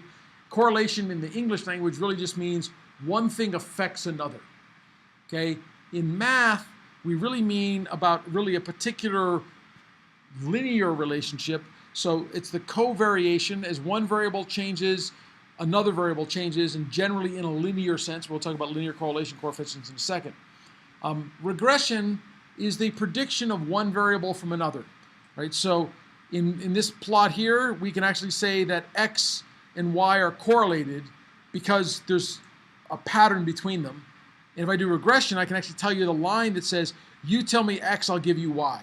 Or you give me y, I'll tell you x, right? That's regression. And this is a thing where, in terms of how things get presented, correlation, most people are pretty clear. If I say these two variables are correlated, there is no implication of causality. If I tell you A and B are correlated, you don't know, I'm not telling you that A predicts B, right? But if I do regression, the average reader, if I do regression of x against y, will infer that x implies y. Because given x, I can tell you y, right? So I've got a causal formula. The value of x allows me to determine the value of y. And so, properly done, the independent variable predicts the dependent variable. But this is another place where you can intentionally, and I've done it once or twice, or unintentionally lead the reader down a path. So if I talk about doing regression to predict the speed of my algorithm based on something, that suggests a causal relationship. I never said it was causal, just like we never said that, you know, John's relation to the car, right? The human mind interprets certain things certain ways. So when I tell you that I use X to predict Y, that suggests to most people that Y is causally caused by X. Doesn't have to be. So you can play a little bit to help your audience see the relationship you want by using the right term of regression versus correlation. On the other hand, if they call you on it, you're pretty much dead, right? Because you try to imply something and they're saying, but there is no causal relationship. And you can try and write back and say, I never said there was. I just used, regression is a way of getting there, but it's okay. You might survive. Okay, so correlation coefficients. Correlation is really the strength of relationship or association between two variables. For example, if I was looking at income and education, I might say income and education are correlated, okay? And if I'm doing the traditional correlation coefficient using the letter R, which is the most common thing for it, it's a linear correlation coefficient. Its possible values are from -1 to +1. +1 means they are perfectly correlated, in which case there probably is a relationship because one exactly is the value of the other. And -1 means they're inversely correlated. It's like increasing one by one decreases the other by one. And as the numbers get to be larger, there's more association. So the full name of this, the full formal name of this is the Pearson product moment correlation coefficient, and lots of variations of it are the Pearson correlation coefficient, the product correlation coefficient, the moment correlation coefficient, or just the correlation coefficient. So if they don't tell you this is the one they mean. There are actually 3 other correlation coefficients, just not as that are widely but not as commonly used, and they almost always get named when they're using them. Probably always do. Okay, so perfectly positive correlation, the data falls on a line. You tell me X, it's exactly the same as Y. Actually, you can be perfectly correlated and it's not exactly the same because they can have a slope, but anything that's a perfect line, all the data falls on a line, is perfectly correlated. A strong positive correlation, you have sort of a blob that's moving and there's some random variation in it, so it's not perfect. Weakly positive, things are, you can sort of see the line in here. If I showed you the red blob without a line, you might say these are uncorrelated because it looks pretty much like a round blob, but it's not quite. There's a slight increase in that. Strongly negative and perfectly negative give us these kinds of correlation coefficients. Okay, so dangerous thing about the correlation coefficient. Anyone know what's the danger hiding in correlation coefficients? So it's actually related, we'll talk about this later, but we talked before about outliers and mean squares, right, or means, right? It turns out that underlying the correlation coefficient is a mean square fitting of the best line, and that's also subject to outliers. So one or two outliers can cause us some problems with this. And that's where all of the other correlation coefficients come from. They're all variations that try and get rid of the products and the moments to make it less sensitive. But for now, we'll just deal with this one. Okay, so if we're to look at per capita income related to urban income, right, you'll see that in China, this is a bunch of provinces, right, the correlation coefficient is 0.95 or 9458, right? This is extremely highly correlated, suggesting that the income in rural areas in China and in urban areas in China are extremely correlated. It's not saying they're the same, because if I look up here, 15,000 in one is 4,000 in the other. But as one grew, the other grew. So it's not like all of the income growth is just in one area. They're just different things you put together. So today we're going to just use computers to compute it, but the correlation coefficient in this particular form was done because you could actually compute it easily by hand, because it's really just looking at some means and then taking some sums and dividing by stuff with them. But today you're just going to use a calculator or a computer in here, so we're not going to go through all the details. Simple regression is a line, so it's sitting weighted between one dependent variable and one independent variable. Multiple regression is fitting the planes, so it's one dependent variable and 2 or 3 independent variables, or 4 or 5, right? So you can do a plane fit over 10 variables and get the best fitting plane. It's just hard to see after a little while. So again, remember, regression and correlation are really the same thing. It's just the way we interpret them. So computationally, sometimes it's easier to find a package that will tell you, here's the regression and give you one variable from the other. In other places, it might be easier to find correlation. If you get the correlation for a one-dimensional variable, it's easy. Okay, correlation among multiple variables is almost always viewed from a regression point of view, because that's the way you're going to compute it. You're going to fit a plane to the data. So when we play with regression, we're really concerned with predicting one variable from another. So we're going to have an error formula where y is equal to a plus bx, that's our line, y equals mx plus b, right? Plus epsilon, where epsilon is some error, okay? And that's going to give us a very simple form where we're really doing what's called ordinary least squares. We're fitting, assuming the errors are all in one variable. Okay, so this is called ordinary least squares. And this is very sensitive to an outlier. 1 point, if I draw a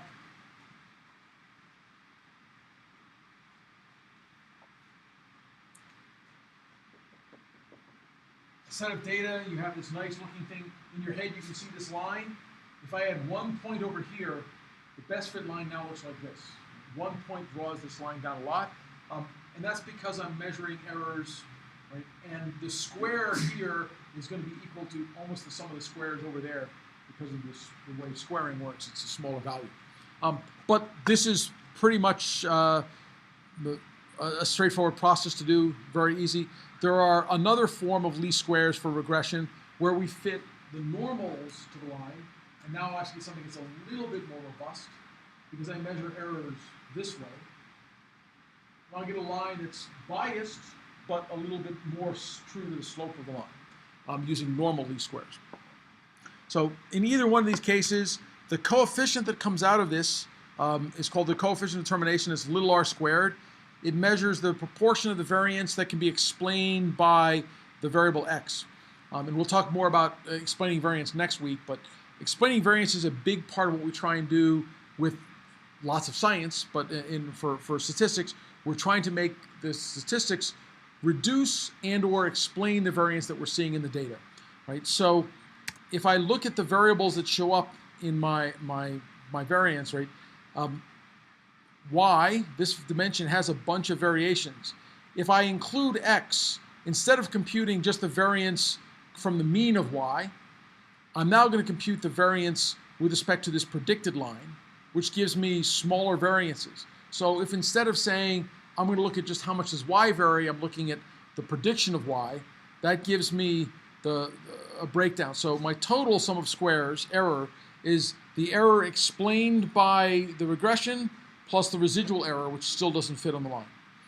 The more I can explain it, the more I'm saying X helps me explain Y. That's why regression is interesting, is saying this variable helps me explain it. And that standard error estimate, that's the coefficient of determination. Another measure is what's called the standard error, and it measures the predictive accuracy of the system, which is really just how well, what's the error I'm going to say if I make some prediction using this. And that's, the greater the observational spread of the data, the less effective my prediction will be. And so when I look at my line, if I have a perfect correlation, R squared equals R equals 1, and I can predict anything I want. If I have a strong correlation, I'm going to have a high value of R. That's my correlation coefficient. My R squared in this case is 0.94, so it's still quite predictive. It's explaining most of the variance, and the standard error is 0.3. It's pretty predictive. As I get to things that are very small or weak, I'm going to have a low correlation coefficient, and I'm going to have a large standard error because this blob is still a blob. I have no idea what's going on with it, so I'm not getting a very good prediction error. But in each of these, you can sort of see the correlation, the regression line underneath it. So when I start looking at these and I want to look at them from a statistics point of view, I basically have Y is a function of X where I have my errors, right? A and B are the sample statistics, which are estimates from the underlying population parameter. So we're saying we fit a line, but realistically, the line is one of infinitely many lines that could have been fit given different samples of the data. So there's underlying distribution. And so what we really wanted to answer is, given that we've measured B, is this really a population that has some effect? So beta, the actual population parameter, and hence B, measure the change in Y for 1 unit change in X. If beta is equal to 0, then Y has no effect on X. Okay, now notice in describing it this way, we're making it sound like it really is causal. Y has no effect on X. Realistically, we have to think about this in the broader sense, which is there's no relationship between X and Y, because we'll see some examples in just a bit when we start seeing that they're not actually causal. Okay, so our null hypothesis then is that there's no relationship between X and Y, is the hypothesis that beta equals 0. The alternative hypothesis is that beta is not equal to 0. So if we want to do statistics on this, we can actually look at B, and then we can look at the variance and draw a conclusion. So assuming that we're talking about, because we're doing squares errors, right? The test statistic for B is according to the student t distribution, so it's similar to the normal, same we had in the t-test. And I can actually put that in and look at the value of B divided by the standard error that I just mentioned, right? That gives me my t-statistic, and then we can go look it up and figure out if that's actually give us a p-value, if it's significant. We can also use the correlation coefficient R squared to determine if it's significantly greater than 0 using the F distribution. So there's another distribution. So there's two different ways to test, one using the student t, one using the F. In practice, we can look up those values, or we can ask anything that does a correlation test to give us a value. But pragmatically, we can look at R squared, or we can look at E, right? And if R squared is greater than around 0.25, it's probably significant. Or if your standard error is less than 1, less than 1, it's going to be significant. And there's some balance in between the two of those.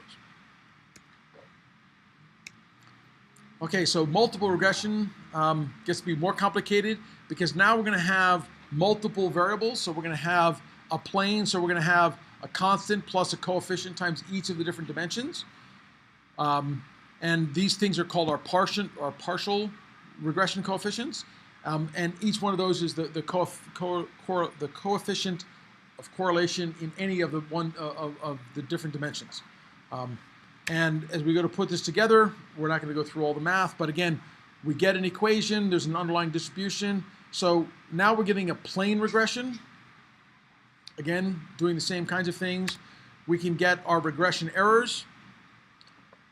And then, again, it's explaining the sum, the variance as a explain and residual errors. And we can look at R squared to figure out what is our error. Now, it's important that we recognize that R squared, which is our correlation error, will always increase each time another independent variable is included. No matter what else happens, when I add another dimension, I can do a better job of fitting the data. Right? So I can't take two different multiple dimensional regressions and look at their R squared and say, well, R squared for here is better, right? If I add a dimension, I will always get a better fit. I have more variables. I can find a way to tilt the plane to make it fit, right? So if I have 3 points, that look like they're sort of on a line, and I try and fit the best fit line, right? I'm not going to get a perfect fit. There will be some error. But if I have 3 points and they go to 3 dimensions, I can always fit them exactly. There's a plane that goes through all of them, so I'll have 0 error. That's sort of just showing you sort of the kind of issue. So you have to be careful adding in extra dimensions, because if I add in too many dimensions, I will get a better fit.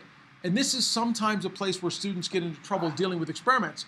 They're like, well, I've got these 5 variables, and if I fit to all 5 of them, I have less error than if I fit to 3 of them. So therefore, those other 2 variables are actually helping me fit. They're meaningful. But they might not actually be meaningful. They're just 2 extra dimensions that might actually be reducing your error. So instead of looking at the actual R squared, we talk about our adjusted R squared, where we take the coefficient. We take 1 minus R squared. This is, again, the probability we actually did the correct instead of the error, times n minus 1 divided by n minus k, where this is the number of coefficients we fit. Okay? This becomes tricky when you play in machine learning spaces where I might do things in 1,000 dimensions, because 1,000 dimensions here can make this really small pretty fast because we have almost no significance. So if we want to interpret them and understand what we've got out of the coefficients BI that show up in our plane equation tell us what the change is by assuming all other variables are held constant and I change only this one, then how much will my final output variable change? So that gives me a nice way of interpreting them if I'm actually trying to sort of say, how does one variable affect another? The correlation coefficients of our plane will let us know what's going on. So if we had our B1 equals 2 and B2 equals 4, then the effect of X2 is twice as big as the effect of X1. Right? Is that what we can conclude because we have coefficients of 2 and coefficients of 4? This is actually a question for you, right? So the coefficients allow us to decide there's this change. Yes? No? You have no idea what I'm asking? The last one, okay. Right, so when you get your coefficient, it's important to recognize you can't just assume because the coefficients are large, okay, that the effect is larger. By far the easiest way to think about this is it's all having to do with scales and units. The size of BJ depends on your measurement scale. So if in one case I measure in seconds, and in another dimension I measure in milliseconds, right? They're not the same units. So one change in milliseconds is not at all the same as one change in microseconds, right? So meters, feet, yards, right? All these units are here. So the correlation coefficients could be interpreted as a scale if everything had the same units. So if I have a bunch of variables and they're all in microseconds, then I can conclude that doubling the correlation coefficient means this variable is twice as important. But otherwise, you can't really compare them unless they're all the same. Okay. Comparing for standardizing our variables. So if I wanted to figure out all of the independent variables and sort of say what's important, and this can be useful when you're doing experiments, because let's say you did have 10 things that are going into your experiment, you're trying to figure out which ones are important. Okay? If you can find a way to properly normalize the variables, right, we can then start trying to decide what's going on. The problem is, if they're all time, I can make them all the same units. But if some dimensions are time and others are dollars, and now how do I convert them? There's no standard units for dollars, dollar, and time. Okay, but we can use what are called standardized partial regression coefficients that also go by other names of beta weights, beta coefficients, path coefficients, and a few other things. So you'll see some of these every now and then in the papers. You can say, what are they talking about? They're really just talking about the standard correlation coefficients, standardized partial regression coefficients, or standardized correlation coefficients. And what you really do is you take whatever your unit is and you divide each of them by the number of standard deviations you see in that dimension. So now I'm taking sort of like mean divided by standard deviation gives us a single unit. It's actually still not perfect because that normalization is not linear. So if I have a linear scaling weight, it'll actually do okay because of the way I'm dividing top and bottom by standard deviations. But if one space is logarithmic and the other is regular, this doesn't work at all. And so it's still not a perfect solution to what's going on. So if you did this, if everybody was measured in standardized form, it can help. So instead of using the raw data, I take the data, subtract the mean, and divide it by the standard deviation. We call this transformation a Z-transform, or sometimes called a whitening transform. And in lots of things in machine learning or in applying statistics, this is a common thing to do to your data before you start. Take all your data, for each dimension, find its mean and its standard deviation and divide by it. Right? And then you have normalized data for each dimension. Now you can do your stuff and make it a little bit more meaningful when you go to look at what are the comparisons. It turns out that if you go to do this, not only will it allow you to do better comparisons, if you're doing any sort of statistics, in general, it will actually make them better behave mathematically. Because if I have one, we talked about this outlier effect. Well, imagine now I'm doing a plane where in one dimension, the variables are going by like 1 times 10 to the 9th, 2 times 10 to the 9th, 3 times 10 to the 9th. And in another dimension, I'm using 1, 2, 3, 4. 1 unit of error in 10 to the minus 9 is more than all the data point errors could possibly be in the other dimension. So they just dominate everything. So it's not only just about being able to interpret stuff, it actually generally gives you a better mathematical modeling, assuming that you believe that all of your dimensions are about equally important. Then scaling them to be all about equally the same size is a good thing to do. If you have some reason to believe the dimensions aren't all equivalent, then that may be slightly different. So if I've done this multidimensional regression now, I can ask, are these variables important? Are they statistically significant? So again, going back to the idea we had before, our hypothesis is this variable is not important if the beta associated with it is 0. And I can put that in and I can do a student t-test looking at beta, the coefficient I get out divided by its standard error, and put that in a t-test. And although we showed you how you can do the t-test in Excel, there's actually a student t-distribution and you can do a calculation without doing a whole distribution by just looking this value up. Or we can do it using the F frequency distribution and the same kind of thing. I'm not going to go into that. But, so it is possible but unusual for the F test to be significant, but all the t-tests to not be significant. This is more important for the multidimensional case than it was in the one-dimensional case. Because of the way the planar regression works, you're again getting this combination of variables. So if you're going to use it in high dimensions, in general, I like to use the F test instead of the t-test because it gives you a little more confidence that you will detect something when you should. So it's a little bit more powerful. Okay, so now we're going to head off in a slightly different direction. We've been talking about statistics, but it's probably more important, or at least as important, that you recognize that statistics can also be really dangerous. If you apply them blindly, they can lead you down some very bad paths. So these are Anscombert's quartet. These are 4 different sets of data, all of which have exactly the same mean, exactly the standard deviation, exactly the same correlation, and exactly the same regression line. Okay? But when you look at those 4 sets of data, you don't see them as the same, do you? Right? There's radically different things you might conclude about your data or your problem. Okay? So looking at even, now we have what, 4 statistics here, mean, standard deviation, correlation, and the regression line, right? All 5 of those say these are exactly the same, but they're not even close to being the same. So statistics can sometimes be misleading. My recommendation is look at your data. plot it. You get lots of insights from plotting it. Now, if you have many dimensions, you can't really visualize 400, right? That's okay. Choose a couple. Find some ways of reducing your dimensionality to get a useful interpretation of what's going on. The other is traditional statistics are almost all based on very simple things because they were done in the centuries before we had computers. So they do all very simple calculations that sometimes make a lot of strong assumptions. So you got to be careful about those. So if we're to look, for example, at these are the eruption times of Old Faithful, and you can sort of see, you can draw a line through part of it, but then a different line through others, right? There's no way to do that with simple statistics, right? I can't have these curves.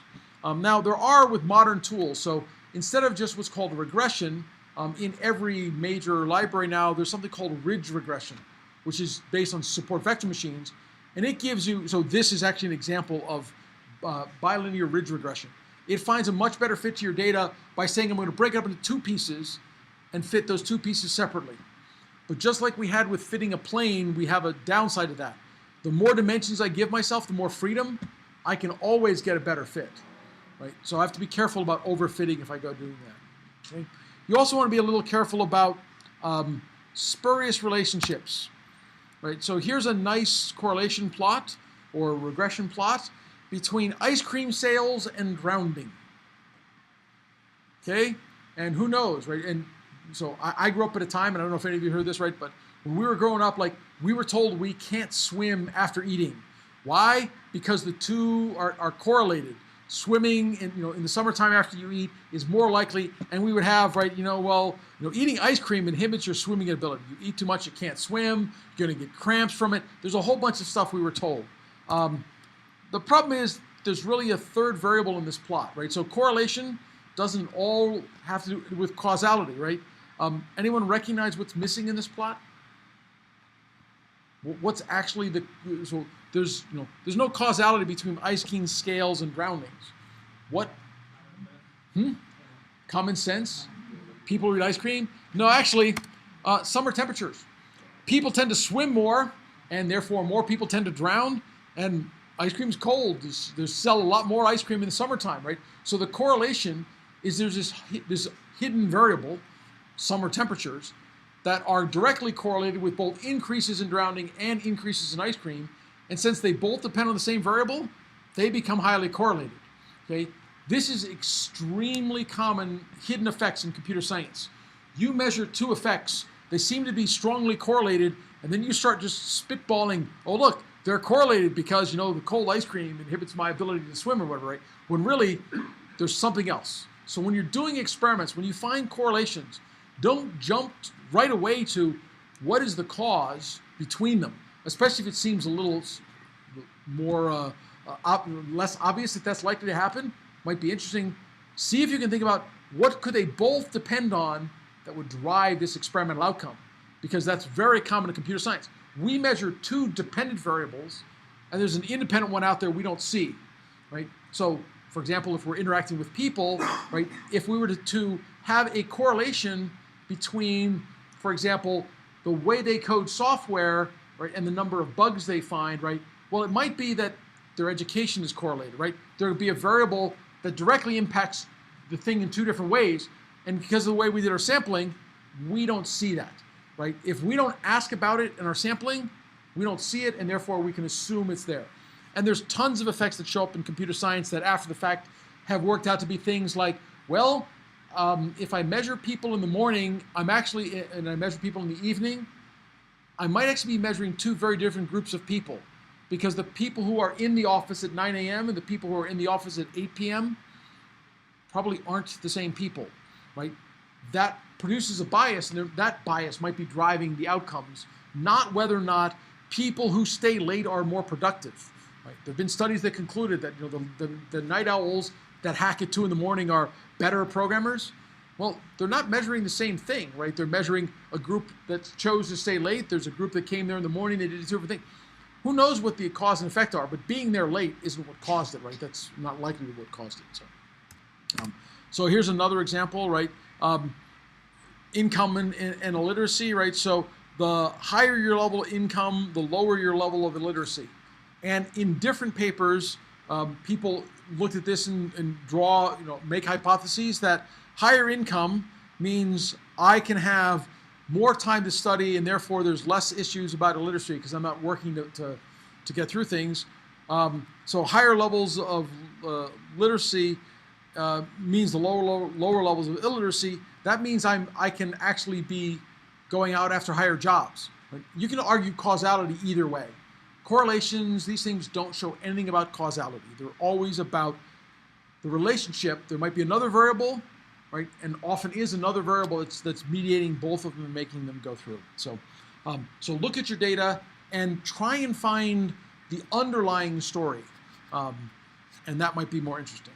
So all of this, we've talked about statistics, but we didn't say what happens if you have enough data. Statistics are great if I have lots of random samples, but many times in computer science we can't really get as much data as we like. It's getting better, but there are 3 techniques we can talk about what to deal with when we don't have enough data. There are actually variations of a related set of themes, which is what happens if I don't have enough data? Make it up. Okay. Actually, we're not going to quite make it up. That's actually a whole other category, which is simulation. What we're going to do is we're going to reuse our data, or use our data in a way that lets us draw conclusions to make it a little bit simpler. So bootstrapping is a method for estimating the sampling of an estimator by resampling with replacement from the original data. Bootstrapping is really common if I have some data that's really expensive, but I've got it, and then I want to deal with other sampling distributions. So one way that bootstrapping happens is I take some statistical estimate and then I use it to sample a couple of different ways. So, I mean, if you've ever, I'm sure you've all seen political polls, for example. Political polls are almost always computed using some type of bootstrap or modified resampling techniques. Because with 1,000 people, it's really hard to draw a strong conclusion. But I don't actually use 1,000 people. If I did a survey of 1,000 people, I'm going to run thousands or hundreds of thousands of simulations where I randomly draw populations of, say, 500 out of my 1,000. Right? And if you think about the number of samples of 500 out of 1,000, there's millions of billions of them, right? So I can draw lots of samples, and I can compute statistics. So I don't just take my 1,000 people and say, here's the average. Yes? When you use statistics for that 1,000 people, not anything bigger? So that's a good question. So the answer to whether or not I came up with something bigger would depend on how I sample and what I assume about those 1,000. As I said, all statistics presume that I had a representative sample. Okay? So when I collected those people, let's say I got some demographic data about them, and I know how many of them are different races, how many are different religions, how many are different political parties, how many different socioeconomic values. The problem is with 1,000 people, I cannot have found enough people to fill in every possible box, right? So if I have my many dimensions, I'll just do 3, right? So if here I have income, here I have age, and here I have party, just to play a political game, right? If I sample 1,000 people and I divide this up into enough cells, I can't possibly find all of them. But what I can do is I can have people from all over this space, and then I can say, well, what happens if I gather this random group of people, which gives me one sampling of this space? Then I choose another group of people. And if I really want to, I can do what's called importance or weighted sampling, where I might only have one person down in this low-income cell. But I know in the United States, there's this fraction of people that have that income. So when I go to sample this person, if there's only one very young, very high income, right? That's a really uncommon category, right? But if there's some fraction of the population that's here, I'm going to sample that one more often than the ones where I actually got more samples. And this is a part of what makes this process work, which is I'm going to mimic the process of selecting people from a wide population. Now, pragmatically, if I have a small sample, I don't have too many of the rare events. But if I know that those events have some frequency of distribution, then I can sample them according to that distribution, the frequency, and reuse them more often than I reuse some of the others. So I basically put together a bunch of randomized samples, right? And now I can compute my statistics over that. So what that allows me to do is not just say, so if I had 1,000 people and I ask them, how would you vote, right? I get one number. I have no statistics. I have no idea. But these polls will always tell you our margin of error is 3.7% or whatever the margin, right? They do that by actually taking different subsets of the people, seeing what the votes are, and then they look at how much they vary. So to get their statistics, they're really going to select them either at random or using some other specialized process to reselect them. And then they're going to compute, okay, here's the average here, here's the average of this group. And if I run 10,000 samples out of my 1,000 samples, now I get a mean and a standard deviation, and I get a feel for how much variation that happens in case of who and where I'm doing them. So when we play the sampling game, there's really two things we can do: sampling with replacement and sampling without replacement. And then I can talk about my sample size, which is a subsample or a full sample. So when I do sampling with replacement for Bootstrap, let's say I want a sample of 1,000 people. And oddly enough, I have a sample of 1,000 people. So what do? Well, I randomly choose out of the 1,000 people 1,000 new samples. Okay? And that's not choosing everybody. So I flip a coin, a 1,000-sided coin, so I choose a random number between 1 and 1,000. I take somebody and I put it in my new population. I do that 1,000 times. Right? And in doing so, I might sample some people twice. I have some chance of sampling somebody 3 times and 4 times, and somebody may never be sampled. So that's going to give me a new population, and I can compute my statistic over that. And then I can do that repeatedly, over and over again. And as I said, I can do that where I actually change the probability. So I match the probability of the known demographics given the probabilities they showed up in my sample. And then so I play that game. So bootstrapping, I'm going to use with replacement and full sample. So again, if I was sort of trying to sample students in various ways, right, I could actually have some additional data set where I sampled a bunch of people and said, you know, I don't know, who's going to win whatever the football games are, or I don't know what I would do with this, but I could be sampling people, and then I draw people from that sample, and I get a first random sample where I get answers of different things, right? And then I could do lots of these. I could do 1 billion of them and get lots of samples and sort of saying, okay, what is the hypothetical matchups and how do they work out? So even though I have a limited number of observations, I can create a much larger sample by basically randomly sampling from it. And although I described it as the full size, it doesn't have to be. I can take 1,000 people. I can find random some samples of small places, smaller subsets. So there are some good things and some bad things about this.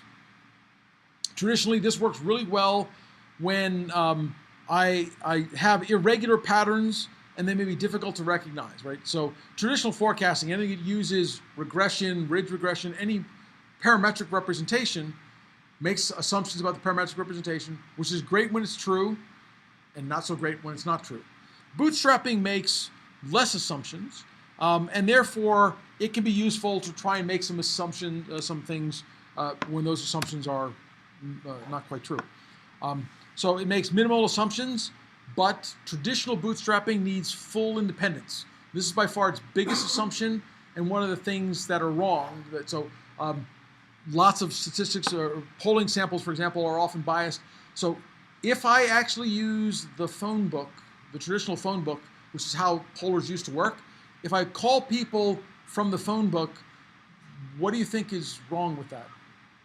It's actually no one does it. I mean, no one good does it that way anymore. But that's what was used for a long time. They randomly chose people out of the phone book as their random sample. There's unlisted people, right? Which is an intentional group of people that chose to not be in the book. What else might it be? Well, there's also people who are unlisted who didn't choose to be unlisted. They simply can't afford a phone, right? So we get a bias in that thing, right? And now it's like most of us don't have landlines, right? The phone book only lists landlines, right? So you get very biased sampling.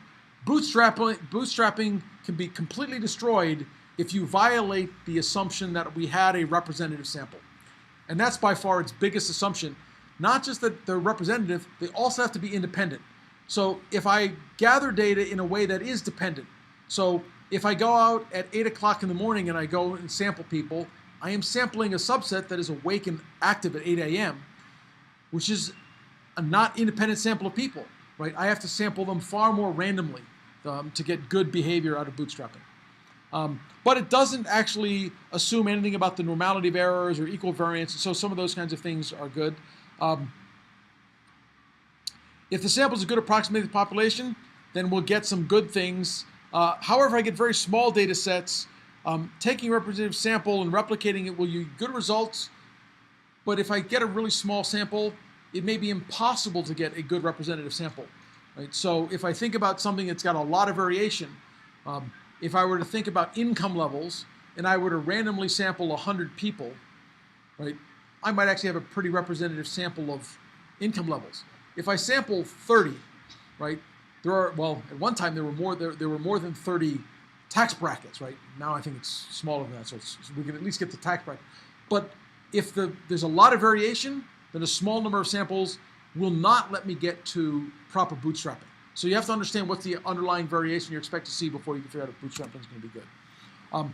But it can be really useful for setting parameters in systems at a much lower cost than trying to do something exhaustive. So when Agilent was in town and they decided to move their test system from here to Singapore, right, there's a whole bunch of changes in the environment. So you're doing manufacturing, you got to worry about that, right? It's very dry here, it's very humid in Singapore. So can you run the same tests? Can you run the same quality control procedures? So you sort of have to adjust the testing band because, in fact, in humid areas, they get much larger variation, right? So what's the right band you want to test? Well, you can't afford to run 10,000 samples and do all the inspection in Singapore to figure that out. You can take a small number of samples there, a small number of samples here, and then bootstrap to get a pretty good set of variations. So bootstrapping is really a family of techniques. It's not a technique. It really is bootstrapping. Take a small number of samples, use them to generate a lot more samples to generate statistics. There's a lot of variations. You can look them up online in various forms. Bayesian bootstrap, block bootstrap, stratified block resampling bootstrap, case resampling, bias-corrected bootstrap, Gaussian process. There's probably a dozen more, right? If you don't have enough data, right, and you need more to draw conclusions, bootstrapping is a way to get there. And there's just lots of variations of it. So look around within your subfield and figure out how have people used bootstrapping. If no one has, maybe you can actually help import that into your space as a way of doing it, because there's almost always a valid way of applying bootstrapping if you have some number of samples to get way more. It may not be the best way. Gathering more data might be better, but it's a way of getting you someplace and allowing you to take a finite sample of data and from it draw a statistical conclusion.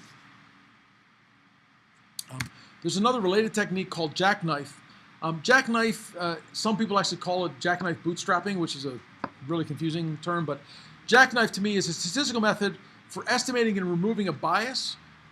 It actually is created by systematically dropping out subsets of data one at a time. It's going to be related to cross-validation, and then looking for what kind of variation it happens. So it's a little bit like bootstrapping in the sense we're going to use subsets of data, but it's doing it in a very systematic way that makes some assumptions that allow us to then do controlled experimental data with it. So bootstrap yields slightly different results when you repeat on the same data because it's randomized as a process, and unfortunately provides no theoretical bounds but allows you to do statistics. Jackknife is less general. It's a parametric technique. It explores some sample variations. It yields the same results every time, and it really produces similar data requirements to what Bootstrap did, but allows you to draw some other variations. So somewhere in between, and the one you'll actually hear the most about, I think, in computer science research, although Bootstrap is pretty common, is what's called a cross-validation. This is an easy way for you to find a problem for which you don't have statistical data and get statistical data. So if you're going to do experiments in computer science, I strongly recommend you learn about this. It can be used in lots of different ways. I'll describe it first from machine learning's point of view, and then I'll come back and talk about it without machine learning. So machine learning makes this difficult. So the idea is to basically break the data up into pieces we use. For machine learning, we call the training data, and then other samples we call the test or validation data. And the important thing is, which is true for any good experiment, you don't want to train on your test data. Okay? And although that's true for machine learning, it's obvious for machine learning. I don't want to train and then test on the same data. It's actually true for any system where I choose parameters. I don't want to choose parameters for my operating system on the same data I use to test my operating system, right? So if I have one set of data, I can sort of, and this is the classic experiments you see in parts of computer science, people will say, well, I chose these parameters, see how well my system works. And if that's what the paper says, my view, they probably cheated. And unfortunately, and this is common in lots of areas, everyone cheats. So the only way to be competitive is to cheat. That's not good in the long run. You really want to figure out what the real process is. So the idea of cross-validation, and here we have k-fold cross-validation. So imagine I have my data, I'm going to do in this case 5-fold cross-validation. I take my data and I break it up into 5 pieces. And if I somehow have a process to estimate some parameter, I train that on 4/5 of my data, get my parameters, and then I test it on the last fifth. And then I swap the pieces. I train on partitions 1, 3, 4, 5, and I test on partition 2. Right? And then I train on 1, 2, 4, 5, and I test on 3. So out of this, I get 4/5 of my data, which is a large amount of my data. I can train on that, choose my parameters, do whatever. Then I test it on one last set. Now, interestingly, even if I don't do any training, this is still useful. So if I could have just run my operating system so it actually has no tunable parameters. It just runs. You give it data, it runs. Well, if I do this, I really ignore the 5 learning tests, but now I get to run it on 5 different tests, subsets of data, and on those I get different answers. Right? Each of those is a random test. Now, if I really have no training data, k-fold cross-validation is not very good. I should really run it on 5 bootstrap tests where I take the entire, I just take a random subset, right? I get different variations. But if I need to have consistent behavior across them, I do cross-validation. I get some amount where I can do my parameter tuning and learning, and some part where I do my test. Now, that was k-fold. In general, we actually have a parameter space where k equals 2, which is called 2-fold cross-validation, or more commonly just called a training and testing set, right? And I can train on one and test on the other, and swap around, train on one and test on the other. And I can go all the way up to what's called leave one out cross-validation, or leave one out cross-validation, in which case I train on almost all my data and I test in one piece. I train on almost all my data, I test on the next piece. So that leaves one out. In general, when you do that, your average out-of-sample mean square error keeps going down, okay? But your variance for out-of-sample mean square errors goes up, okay? And what really is happening is I increase k, I'm making a trade-off between my ability to overfit on every one of these samples versus the ability to have more training data.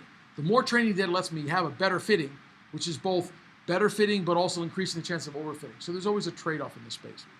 But cross-validation gives you a nice way for any experiment, anything you do in computer science, between bootstrapping and cross-validation, you can get an experiment with statistical confidence.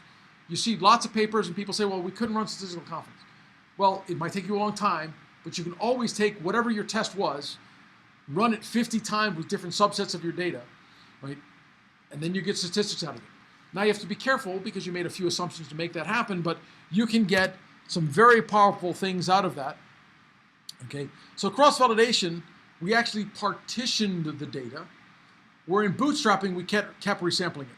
And the advantage of cross-validation, or the disadvantage is in one sense, you get smaller amounts of data, so you need more data. But it's actually reducing the bias, which is either good or bad, depending on how we look at it.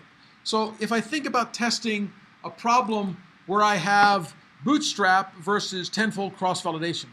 So in 10-fold cross-validation, if I have, say, 100 pieces of 100 data, 5 of which are problematic, or 5 of which are defective, for many of the folds, if I do 10-fold cross-validation, I will actually have no bad data, right? Because I only have a 5% chance of getting it. So if I do 10 folds, there'll be, with high probability, 1 fold and often 2 or 3 folds with no defects, right? Now, is that good or bad? Well, that depends on how I want to look at the world. If very often I will have no defects, and I have to say there are no defects, then that might actually be good, right? If I always want to find some defect, then that's bad because I'm never testing that, I'm always finding them. So if I did bootstrapping, you're going to get something where in almost every test, you're likely to see some of those defects because of the way you've done them, right? So you've put them all together.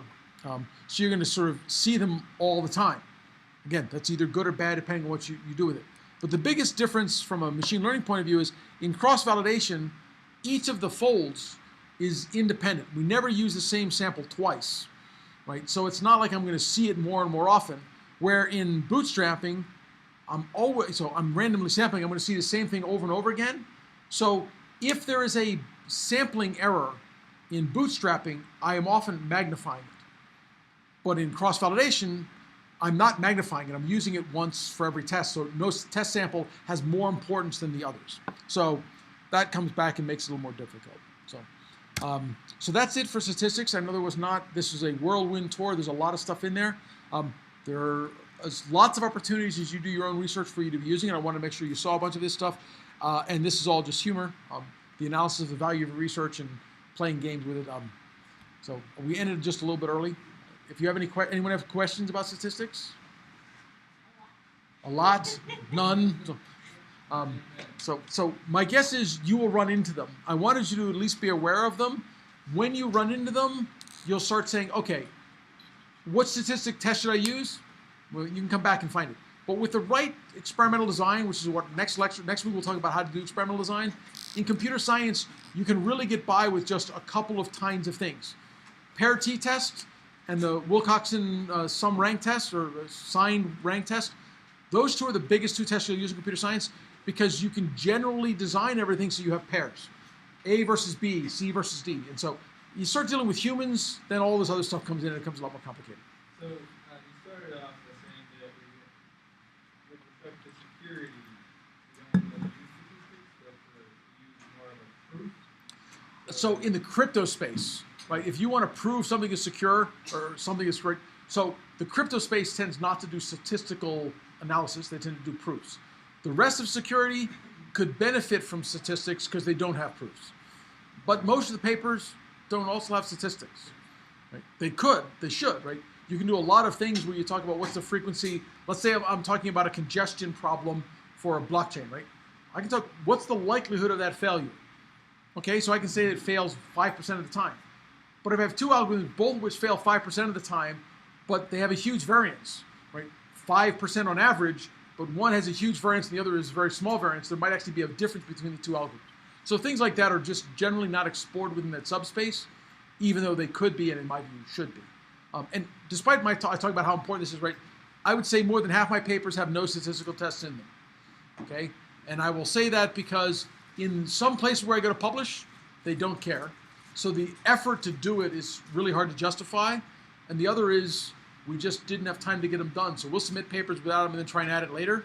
And then other times there's just not room in the paper. So there's lots of reasons. I don't always do statistics, but I do try and push my students. I think almost all my students' PhD theses have statistics in them, even if they don't make it in the paper, because I make them go through the analysis. Okay, so next week we're going to be talking about experimental design. Hopefully a little more interesting than this, but we'll see. I can do it right now. I'm done recording. If I upload now before I go home, it goes much faster.